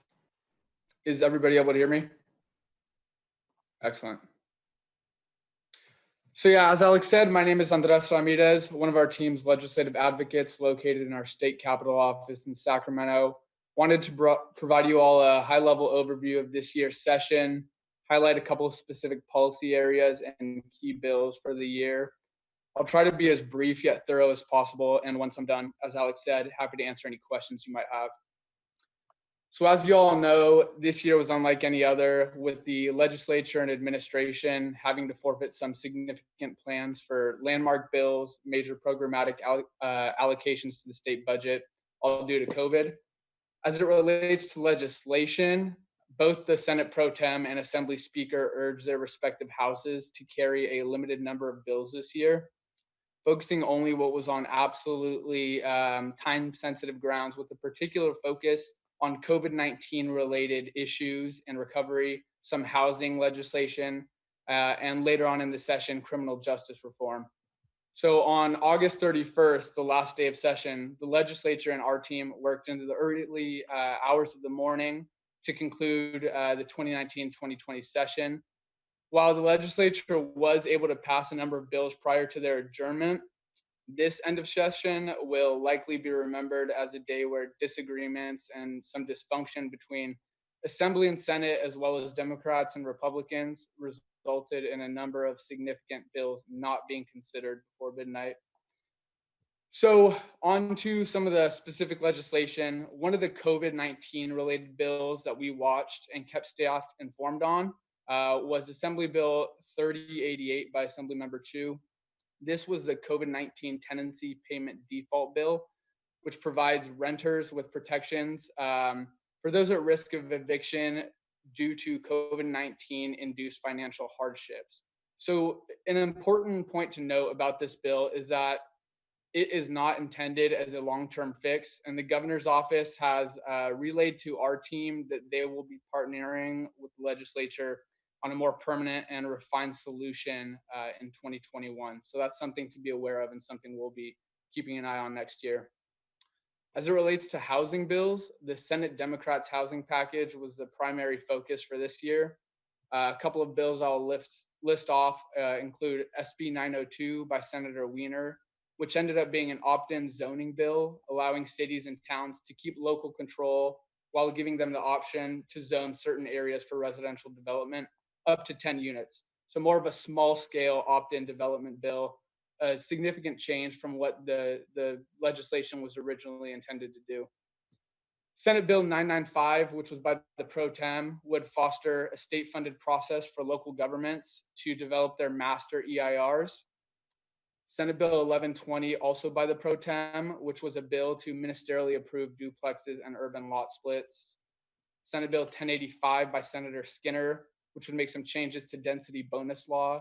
But this bill would actually have not applied to the city, as you would have been exempt due to coastal zone exclusionary provisions. And then lastly, Senate Bill 1385 by Senator Caballero, which would have made housing an allowable use on parcels zoned for offices or retail. None of the bills I just listed advanced this session, but based on our discussions with Capitol staff and leadership in the Pro Tem's office and the Speaker's office, we anticipate that most of these bills are going to come back in one form or another next year. Obviously, these are very high priority housing development bills for folks in the Capitol. So this is something we want to make you aware of, and something we'll certainly be working with you all and with the city manager's office to form positions on in the subsequent session. Really quickly related to criminal justice reform, obviously the ongoing social unrest led to a number of bills being introduced later in the session. So our team tracked and provided staff with updates on these bills to assess the impacts on Half Moon Bay's local law enforcement as well as the community.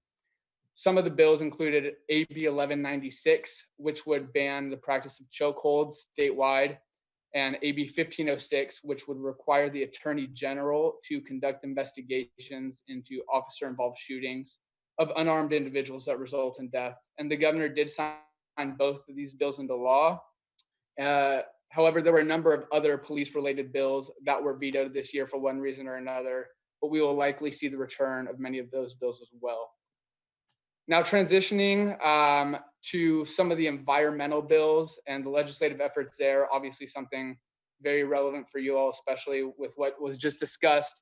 Although serious efforts this year on environmental bills sort of came to a halt in the Capitol once COVID-19 hit, our team still tracked and weighed in on various environmental pieces of legislation on behalf of Half Moon Bay, some of which include Senate Bill 45. This was a bill by Senator Allen, which was the environmental bond.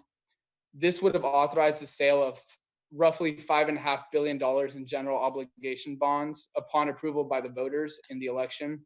And the bonds could be used for projects related to wildfire prevention, safe drinking water, drought preparation, flood protection, amongst other environmental issues.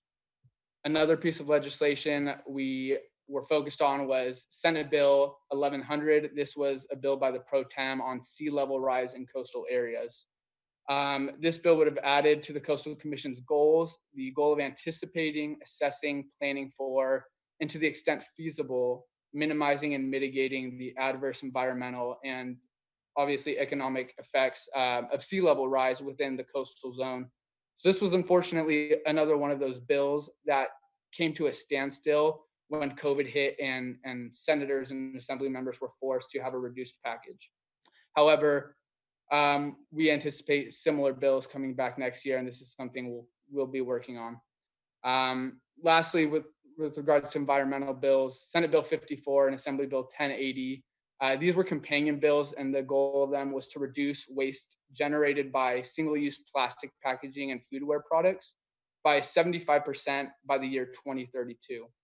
Another bill, this one actually died a little bit later in the session, but Assemblymember Gonzalez and Senator Allen have over and over stated their commitment to bringing back a similar piece of legislation or introducing the bill verbatim next year. So another thing we'll be keeping our eyes on behalf of you all. Lastly, some other bills we worked on behalf of the city included Senate Bill 793, Senator Hill's bill actually, which the city has been supportive of from an early stage. This is a bill that bans flavored tobacco products statewide. And this bill was signed by the governor immediately after it passed through the legislature. The other bill that we did some work on was Assembly Bill 1276 by Assemblymember Bonta on redistricting. As a very brief refresher, this bill makes changes to the process cities and counties use when adjusting the boundaries of electoral districts. So once COVID hit, priorities in the Capitol again shifted, and getting an exemption for the city didn't come to fruition. However, our team has been in constant communication with Assemblymember Bonta's office as well as Assemblymember Berman's office on a potential solution for next session. So that's it for specific legislation. Going forward, myself and the TPA team look forward to working with the city's legislative committee and staff early next year to develop a more robust legislative agenda for the 2021-2022 session. I also wanted to mention that we were disappointed that the mayor and council could not make a trip to Sacramento this year due to COVID, but we're certainly planning on having an advocacy day in 2021. Fingers crossed in person, but at least virtually, where council, the mayor, city manager can sit down and discuss city priorities with our state representatives and obviously a new state senator. So again, I know it's late. Really appreciate all of your time. And again, happy to answer any questions you might all have. Ooh, yes, council member. You talked about solutions with Assemblyman Bonta. What are they, and what do you think is going to happen with that districting bill? So I'm happy to follow up on that. Ultimately, this is something that we were working with Assemblymember Bonta's staff on, and staff had transitioned halfway through the year, and we're working, unfortunately, split time between COVID and that. Ultimately, I believe it's going to need to be an issue driven by our Assemblymember Berman and his staff as the chair of that committee, if we are going to see a resolution in early 2020. But ultimately, given that the way that the previous bill was written and the way that the timing for the 2020 census is occurring, we're going to need to run a bill early in 2021, something potentially with urgency. So I think that the sooner that we begin having conversations with Assemblymember Berman's office on this, likely the better. One additional comment that I will make is the delay to the 2020 census might impact the way the redistricting has to go forward, and I would defer to the city clerk on necessarily timing on that. And just to add to that, council, planning on speaking to you guys starting in February regarding that whole process. So there will be more to come on that. I urge any action that will make things better, because they're not better now. Certainly.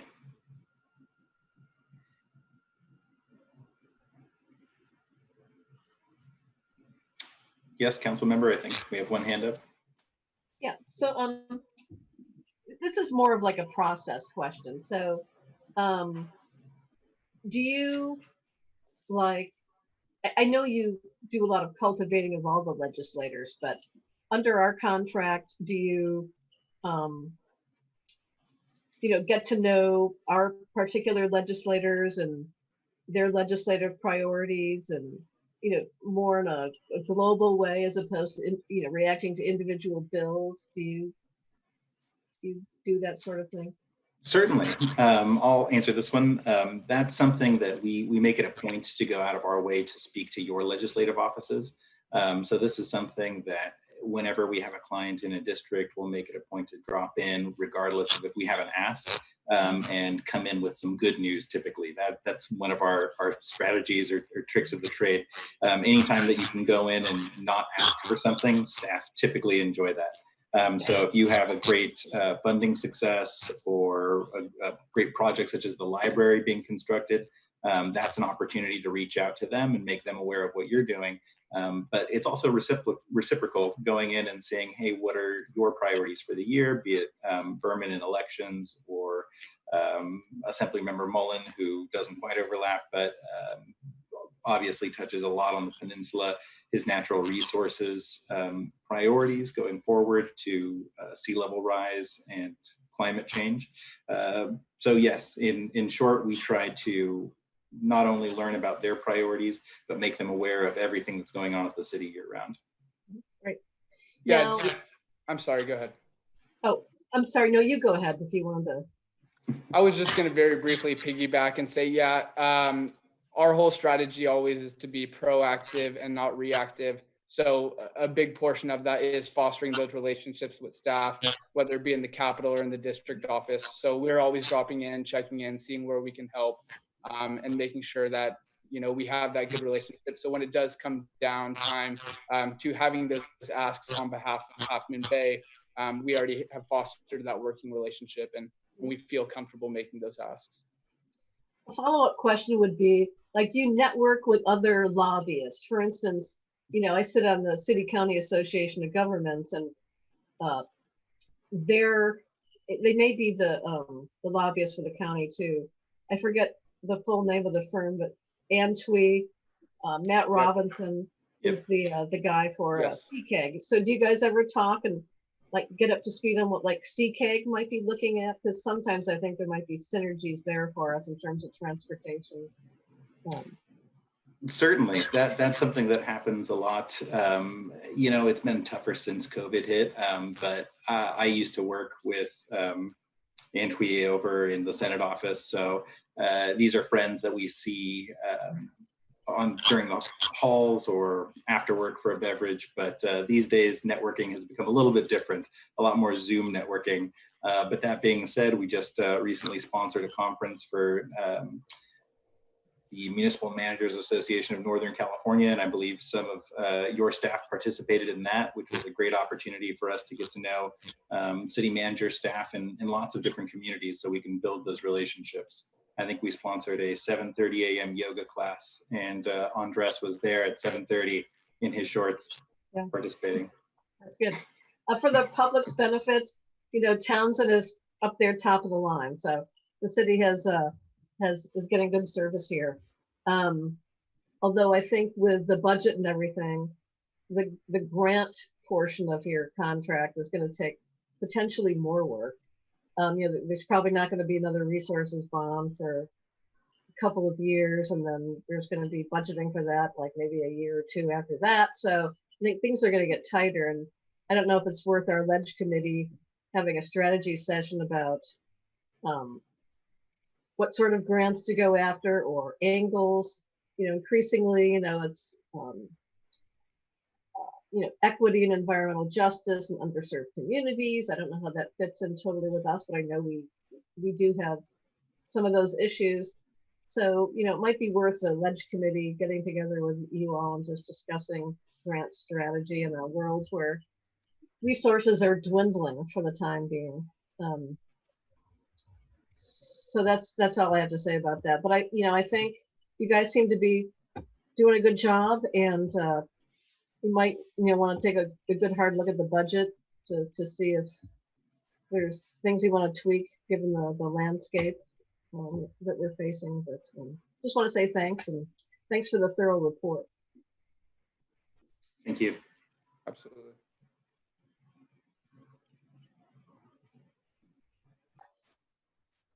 That's good. Anything else? Anyone else? Yeah, that concludes our report. But if any questions on your end, once again, we're always available via email or phone. My cell phone's in my email signature. That's typically the easiest way to get a hold of me.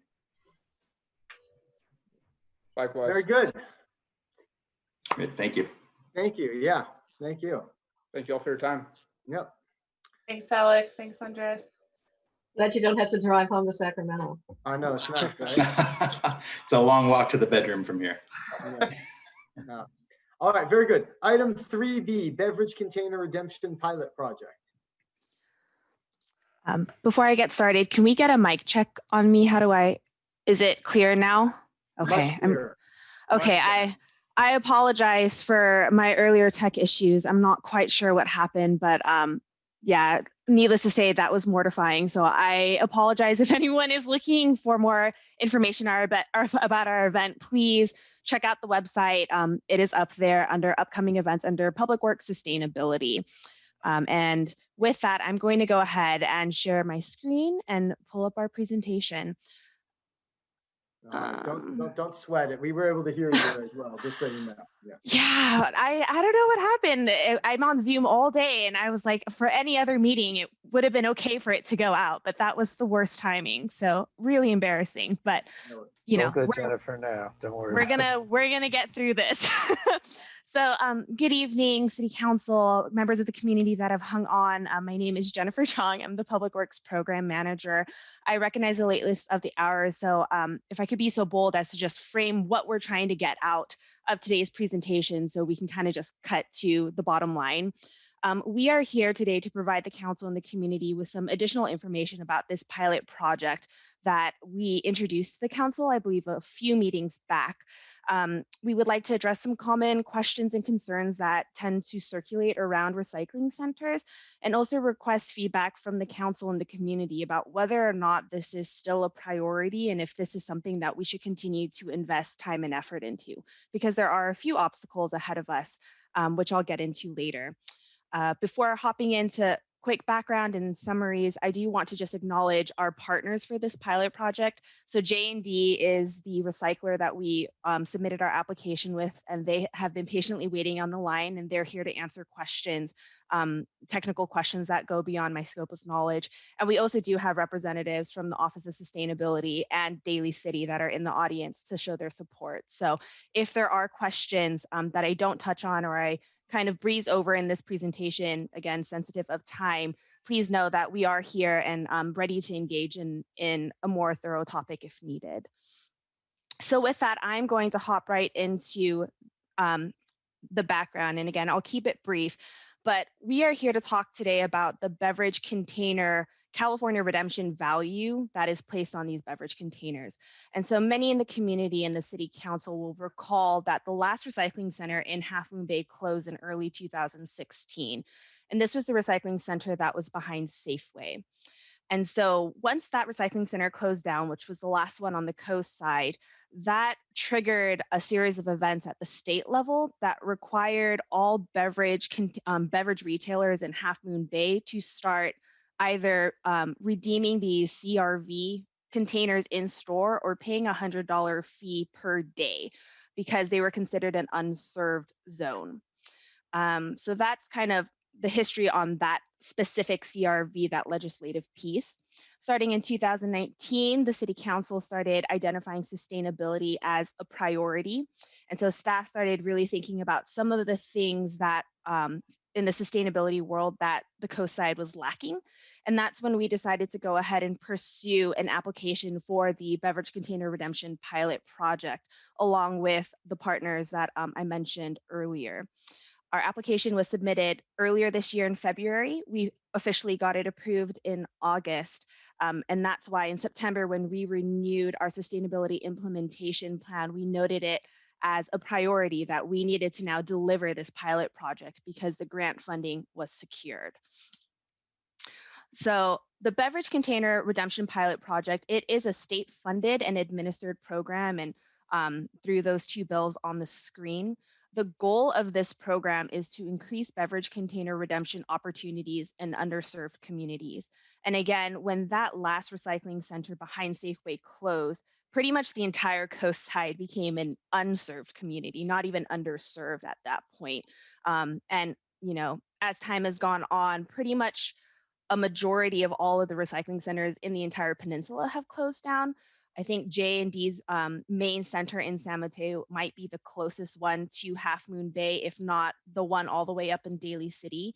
But there are really no convenient locations for people to get back that deposit that they are paying when they buy a bottle in the store. And so we are definitely in that category of underserved/unserved community. And so for this entire pilot project or this pilot program, the state has allocated $5 million for up to 5 pilot projects. And so it's allocated $1 million per project. And the end date for this pilot is July 1st, 2022. So quickly approaching. So our specific pilot project application, and again, it is a 3 jurisdiction plus the recycler joint application.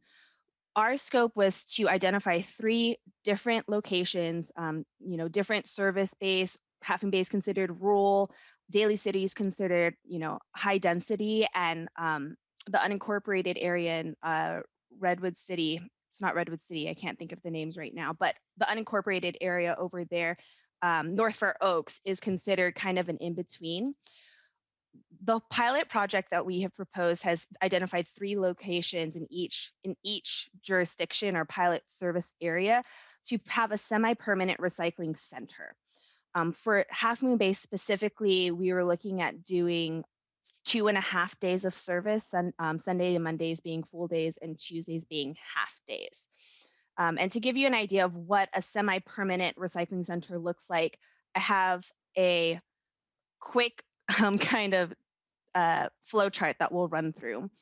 And so the way that this would work is wherever this location ends up being is there would be a 20 to 40 foot storage container, and people would bring their CRV beverage containers pre-sorted, so there wouldn't be any sorting on site, and they would bring it to this container wherever that location ends up being. Once they arrive on site, their material is sorted into different types of weighing containers based on how much material they brought in and the type of like if it's glass or metal or plastic. So it would either go into one of those rolling carts or it would go into one of those plastic bags, and then it would get weighed on a scale very similar to the ones on the pictures. After it's been weighed, then it would either be put into a larger metal container if it's glass, and those have lids on top of them that would be stored outside of the container, or there's an optional step for metal and plastic to have on-site compaction.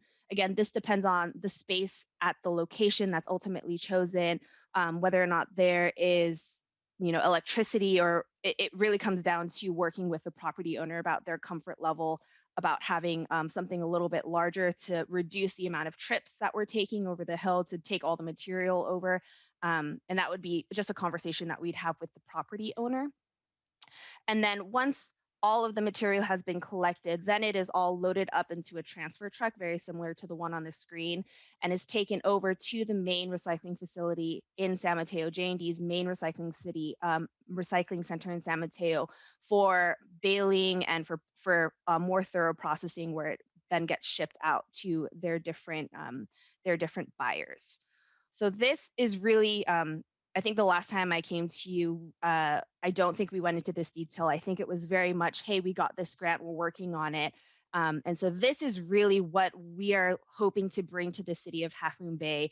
And, this is the proposed, we think this is what works best for the community. It's contained in itself, and really everything that's on the screen would be contained in that 20 to 40 foot container, or taken back to J&D's main facility in San Mateo at the end of each operational day, except for the 4x6 metal containers that are holding the glass, which they need to fill them up before they can take it.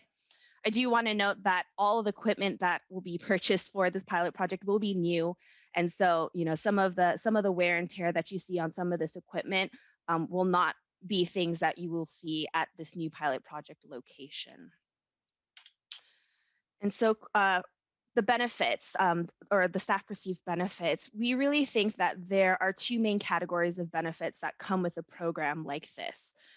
One, from a sustainability standpoint, there is a need on the coast side to provide this service, this redemption service. When the recycling center closed down in 2016, I got regular calls from the community asking where they could go to redeem and get their money back, because you're required to pay this deposit. And they wanted to know, where do I go? And unfortunately, the closest place that was available was San Mateo or Daly City. And so this brings back a very valuable service, we think, to the community that's local, prevents trips from people driving up to Daly City or San Mateo, which we would think would help with the congestion and traffic congestion. And we think that, anytime that you incentivize people with money, that would, decrease unwanted behavior like litter. Also, something that we've discussed with J&D is, wherever they end up being located, they will be responsible for making sure that all the litter is picked up in that location in a certain radius from their container. And so there's that additional net positive that comes along from that litter reduction with this program as well. And then from the economic development side, it's not a huge sum of money, but it does create an additional revenue source for locals and also for our local cleanup programs. So Abundant Grace has approached me in the past asking me where they can go when they're, picking up trash and litter along the beach. They're sorting the material because they want to make sure things go into the right stream.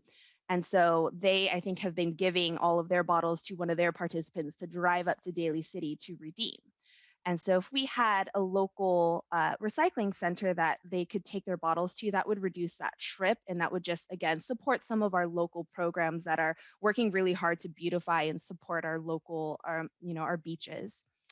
Additionally, it does relieve the burden on the local beverage container retailers. So as mentioned on one of the previous slides, every single beverage container retailer that falls under this program right now is either required to redeem bottles in store or pay that $100 fee per day, which none of them have opted into. And so when this pilot project starts, the state no longer requires any of these beverage containers to offer this service because they are considered now in a served territory. And so there's that additional benefit. And then finally, we think that, again, depending on where this is located, that there is an opportunity to attract additional business to certain locations. Again, this is a service that people have asked for in the past. We think that there are people in the community, especially in COVID times, in an economic recession, that will be looking for any way to increase their revenue source. And so depending on where we put this, it can attract new visitors throughout the coast side, or it can attract people that might have gone north and might have gone south for their services or over the hill to just come locally instead to get their services met, because there's this additional service that we provide on site. Now, recognizing that there's always two sides to a coin, so there are benefits and we recognize there are concerns. And I just want to reassure the council and reassure anyone that's still on the call that we are aware, and J&D is aware of these concerns, and we have already started to have conversations about how we can head off a lot of these problems that are common with recycling centers before they even begin. And so I just want to start this off by saying that this program will not be the same as the recycling center that was previously behind Safeway. So we know that that recycling center had a lot of issues. It was privately run, and the city and the state were really not involved in how that operation went about. The funding is coming from the state. The state will be checking in with the city at least quarterly, and us as the city staff, we expect to be involved in monitoring and making sure that the operations of this recycling center stay at a level that we as a community accept. And J&D is aware of that, and they believe that this should not be an eyesore on the community. This should be something where customers feel welcome and can come and do their business and then go about their day. And so the three main concerns that tend to come up when we talk about recycling centers is appearance, cleanliness, and pests and dumping. So appearance, J&D already proposed right off the bat to make sure that it's not something that detracts from whatever the environment is to paint the unit, whatever color, whatever aesthetics that the property owner or our eventual location partner wants it to look like. That's been set aside in the budget to take care of that. Cleanliness is always a really big a really big concern. And as mentioned before, we've talked to J&D. They already know that they're planning on keeping their location clean, because they recognize if it's not clean, no one will come, and no one will come to give them their recyclables, which is their business. So there's benefits on both sides. They also have committed to doing up to weekly pressure washing. So at least having someone come through, making sure the floors aren't sticky. And if it is sticky, they have a pressure washer that they'll bring out on site to wash all of the sticky stuff away. And they also do have a water pump to collect that water to make sure it doesn't go in to our environment accidentally and have negative impacts that way. And then in regards to pests and dumping, we've set aside money as well. So if any type of dumping happens or any type of pests start to show up, there's money set aside to make sure that we can react to that quickly, get it picked up, get something moving. And so those are the three main areas that we commonly hear in the industry of people being concerned. And so we just wanted to address that up front to hopefully quell any concerns from the council or from the community, as we are looking to secure a location, which is our next step. So I believe the last time I came before you, we had entered into a verbal agreement with the property owner at 723 Mill Street in the downtown area to use the northern end, the kind of hidden end, to house this facility. Since that time that I came before you, we had sent out notifications to the surrounding property owners and businesses, and unfortunately we got a lot of negative response to that proposal. And so that's no longer a viable option, at least where we stand currently. A lot of the locations that you see on the screen are places that we reached out to before at the very beginning when we were even thinking about going into this pilot project. And it was before we had really fleshed out what would this look like. We didn't have the funding at the time. We hadn't really put together the full plan. It was just kind of a temperature check to see, hey, are you interested and would you work with us? We're really hopeful that now that we have a full plan and that we are planning to proactively address a lot of the concerns that they expressed, that someone will be willing to work with us so we can deliver this program that we've now secured funding for. That being said, we don't have a location right now for the recycling center. We have the funding, we have the recycler, we're ready to buy all the equipment and open it, but we have no place to put it. And so really what we're here tonight in front of the council and the community to ask is, is there a location that's not on the screen that we need to be looking at? Is there something we're missing? Is there a community member that has a property that's willing to work with us? Or is there a property owner on the line today that, after maybe seeing this presentation, is open to having a conversation about partnering? And even if you have concerns, let's talk through them and let's see if there's a solution so we can benefit the Half Moon Bay community and the Coastside community as a whole. And alternatively, you know, if this presentation still causes concerns, is this something that we should continue to invest staff time and resources into? And so that's really the conversation that we're hoping to have tonight with the council and to get your feedback on. And so with that, our recommendation is that, you know, we hope that the council and the community agrees that this is still a very valuable program and that we should continue to try to make it work. That being said, there is the alternative, and we're open to hearing any of the feedback or any of the suggestions that you might have. And I'll go back actually to this location site. I think that will be more helpful. Yeah, Councilwoman Reddick. Yeah, I think it would be great if we had a council subcommittee to work with staff and to do some outreach to these folks, you know, present the updated plan. You know, I don't know if we've talked to the schools, you know, might be a possibility.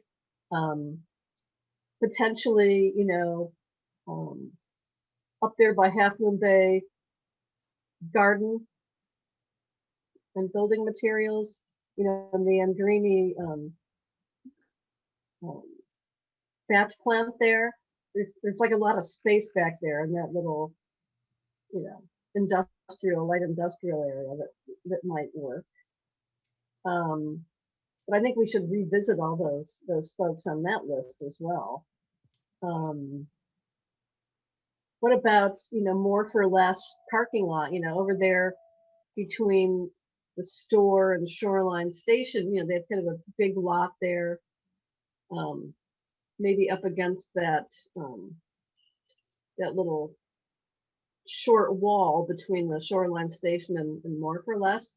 You know, I mean, they generate recyclables. Why not, you know, put it there? It's next to the Workforce Development Center. Seems to me like a good location to add to the list. I totally support the project. I hear from people all the time that they miss the old one. So, but, you know, maybe having, you know, some council faces on a committee, working with staff and doing the outreach, you know, maybe that'll push it over the top. But.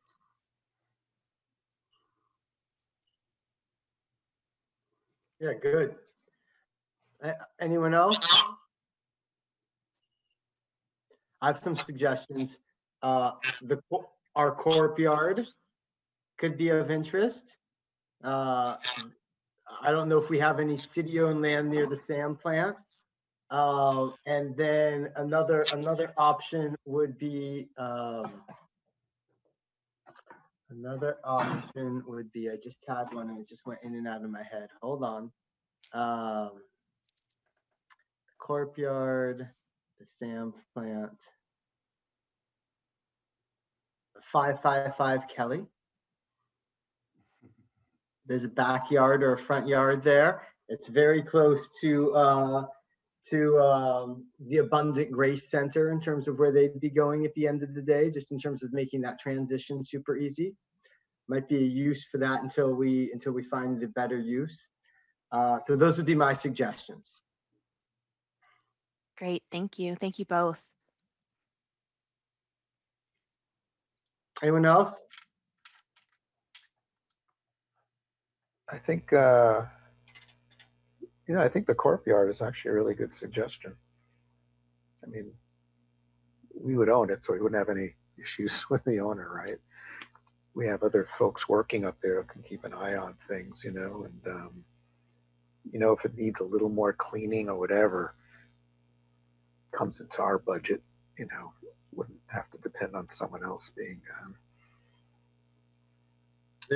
I don't think we're going to want to debate this, but we did look at the courtyard, and there frankly, there are some issues. At this point, the courtyard is still not a fully CDP approved a use there, and we have some other issues. And with approval of the LCP, we have some opportunities to move forward, but it's also an access kind of issue and visibility issue that's a little tough there for this. But we're certainly open to it. But it's also a secured location that we're trying to deal with, and as you know, we've had some theft and issues there. So there's some reasons why we weren't overly thrilled with that. But yeah, again, we can look at all options. At this point, with the lateness of the hour, I'm sensing that the council is affirming that you want us to continue to proceed with this effort, and I think from that point we can certainly move forward. I think I'm optimistic but cautious in doing so, that some of those folks that we already visited with, given that we have some detail that we didn't have at that point several months ago, may very well come forward and be willing to work with us on that. And clearly, if there's some other locations, and I'm hopeful, we're hopeful that some folks come forward. Frankly, we've talked about Smithfield as an option. So that's one that we're looking at as sort of a fallback position. If there is a desire to move this forward, we think that is a very viable place. Although again, off the beaten track, as they say, a little bit. So our hope is to try to deal with something in more of the central core area, to be closer to where the activity and where people typically go. But they're out Did you there. consider the depot? The train depot? The train depot. That's certainly a possibility. Again, that one's an odd one because it's outside of the city limits and subject to the county's authority. So we'd have to be a little careful in terms of whether they would accept that as a temporary use or whether they would require a full CDP revision update for that. And then there obviously some of the concerns and questions that have been raised by community members through the LCP process about that site and about what's appropriate and what isn't appropriate. So that'd be of some concern. You might also look at Curly and Reds. They have that huge parking lot that's always empty, it seems like, Mm-hmm. I don't know if people can go in there and then circulate back out to Main Street through the back, but I think the place needs to be visible, and I think it needs to be accessible, at the extent that we can achieve those two goals. But I thought the new owner of Strawflower was interested in being a community resource, and if you could convince him to put it where it used to be 4 years ago, I think that would be a visible location. It'd be a good place. I would maybe even suggest the location closer to CVS, where that lot is by Burger King and CVS is a much more visible, and I think probably maybe even better location, more in line of sight for everything. I think most people are concerned about what happened the last time around, even though we're going to watch closely about the back behind Safeway.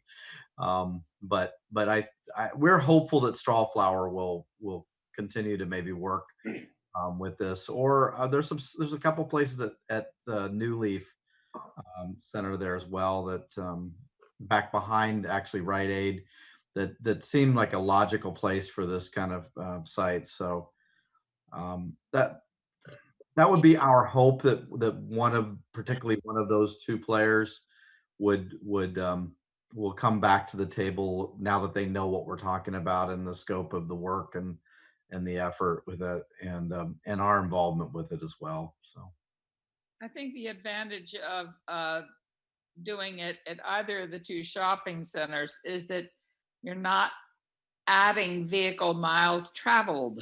Yep. People are already going to New Leaf, or they're already going to CVS, and they've got their recyclables in the back of the car, so they're not making an additional trip. And I think that's important for talking about sustainability. We agree. So I think what I'm hearing is you can go back to some of those folks you've already talked to now that you know more. That sounds great. And I think you should definitely continue this project. It's much needed for all the reasons stated in Jessica's presentation. Jennifer, sorry. Anyway, so yeah, why don't we just move forward with that and hear what you hear back from them. Yeah. And give them some publicity over it. Say you'll give them some free publicity. Yep. If they go along with it. Great. Well, thank you all so much. We'll go back out and we'll hit the pavement, and we'll come back if we have any issues. Hopefully the next time I come back, it will be to announce the location and to tell you when we're planning to open up shop. Thanks, Great. Jennifer. Great work. Great presentation. Appreciate it. Excellent. Very good and good conversation as well. All right. Is there anything else we need to do with that one? Let me just check. No, I think we're good. Do you have the direction needed? We do. Excellent. Okay, very good. Okay, we're on to commission and committee updates. We don't have any tonight, Mayor. Good. Future discussion, possible agenda items. I believe one was mentioned. Do we need to do anything with that to solidify it? And then I see Debbie Ruddock's got her hand up. Councilwoman Ruddock. You're Do we need muted. You mute, Debbie. Mute. Debbie, you're muted. Well, what was the other one you said that we were already talking about? Well, I know Robert, Vice Mayor Brownstone brought one up earlier this evening. I just wanted to know if we needed to do anything to solidify that one. Yeah, we're talking something about fire, and it might be two separate pieces. One, a lot of people brought up the eucalyptus mitigation, and yeah, everyone's concerned about it. You hear about it all the time. So maybe think about who we would need to bring in to educate public on that and where we could move forward. We mentioned subcategories of that, what kind of grants would be available, do we need to do some sort of pilot somewhere and see if we can, what that would look like, which, a high risk area. And I'm also thinking some educational pieces. There's a lot of good resources we have, on the CERT websites, like how to harden a house. But a lot of people don't know about that. It might be nice to bring in an educational piece some point on the council and have someone like Chief Cosgrove, very knowledgeable. He's very entertaining, and I think we're just in a very high edgy alert state. We came pretty darn close a few months ago to having a fire right up to our border. And probably most folks I speak to don't know how to harden a house and steps to take to minimize, some of that damage. Give folks a fighting chance. And what does shelter in place look like if a big fire hits, etc. So probably two separate pieces, one more on the educational side, and then one more on a mitigation piece. Any thoughts, Bob, about pacing? Yeah, I also see them as two separate items. I think Councilmember Ruddock also mentioned that when we get the new ledge subcommittee set, that we could have a grant strategy session. That could be one of the first meetings in the new year. And as part of that discussion, we can focus on opportunities through FEMA for fire prevention, et cetera. And then I do see, sometime early in the year, us bringing forward kind of a generic item on emergency preparedness that would hit could hit all the things you just mentioned. And I think it would be under the umbrella of what I mentioned earlier about our priority of updating our emergency operation plan and the fact that it got on the back burner this year. So we could bring an update forward on that and have that conversation under that context. So I see both. I'd also mentioned that I'd like to have the county come in and talk to us about contact.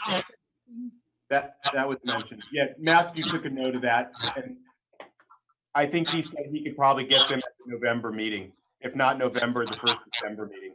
Great.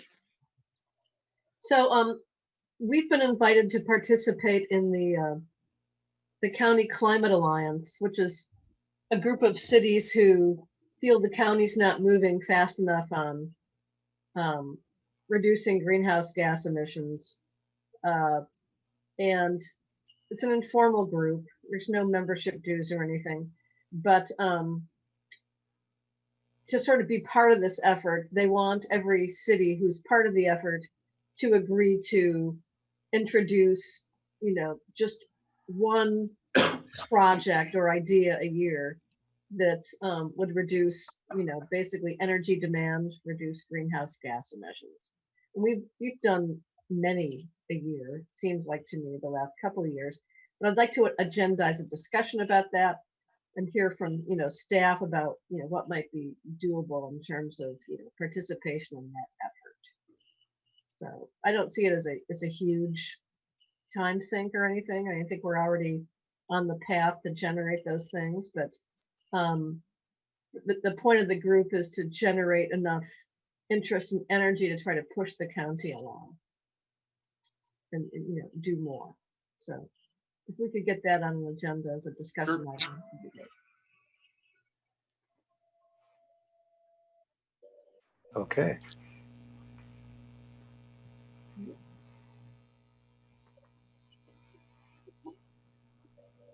Are we good? I'm good. Anybody else? I got him. Yep. Okay. Very good. Let's move on from that. Hold on just a second. I bounced for a second. Future city council reports. Does anybody have anything they want to report out? Do not either. Very good. Congratulations on a. No. We're going to adjourn the meeting. No, not yet. That's right. Not yet. We have two items still to bring up. I am going to pass it on to Deborah Penrose to bring up both items. Thank you. You're muted, Deborah. Yeah, I thought this was in part of adjourning our meeting. Yeah, absolutely. We're in that stage. Okay. Yeah, go for it. We're adjourning our meeting in honor of Judy Macias tonight, whom you all know. Judy was a star on the coast here. She was a star. She was a brilliant star, and she passed too quickly. She started out at San Francisco State getting her master's degree in counseling and worked with the children of immigrant farmers, which was interesting. She went on to Seton Daly City to become their community outreach person. She then started Coastside Hope and began the Adopt a Family program, which I know many of us contribute to every year. After that, she began Rotacare Clinic, where I participated as a doc for every year that it was open until I retired.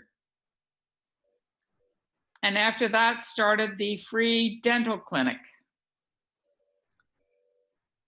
After she got that accomplished, she went on to start Village of the Coastside, which is a national organization, Village of the Nation, to promote aging in place. So Judy was a star, and the energy and the love and the good nature that she exhibited, and the friendliness and the warmth and the tireless work were something that is going to be sorely missed here. She's irreplaceable. So God bless Judy Macias. Absolutely. And let's do just one more on that level, and I'm sure you guys will want to talk to this as well, but this is also, we know John Lynch also just passed away recently, another icon of the coast side. You know this man. If you don't know him, you saw him. He was in the wheelchair. He was consistently going around with his big hat and his crazy outfits. And this guy was so many different topics in Half Moon Bay that he was pushing for, advocating for. He was very much outside of New Leaf, Safeway, going to really advocate for Half Moon Bay's future. Another icon of Half Moon Bay. So in closing, we'd like to honor these two people in Half Moon Bay and say thank you because you've both really kind of made Half Moon Bay what it is today. So we're very appreciative. And with that, we will adjourn the meeting. Thank you so much for joining. Tuesday, October 20th, we are ending our city council meeting. Have a great night. Thanks, everybody. Thank you. Good night, everyone. All right.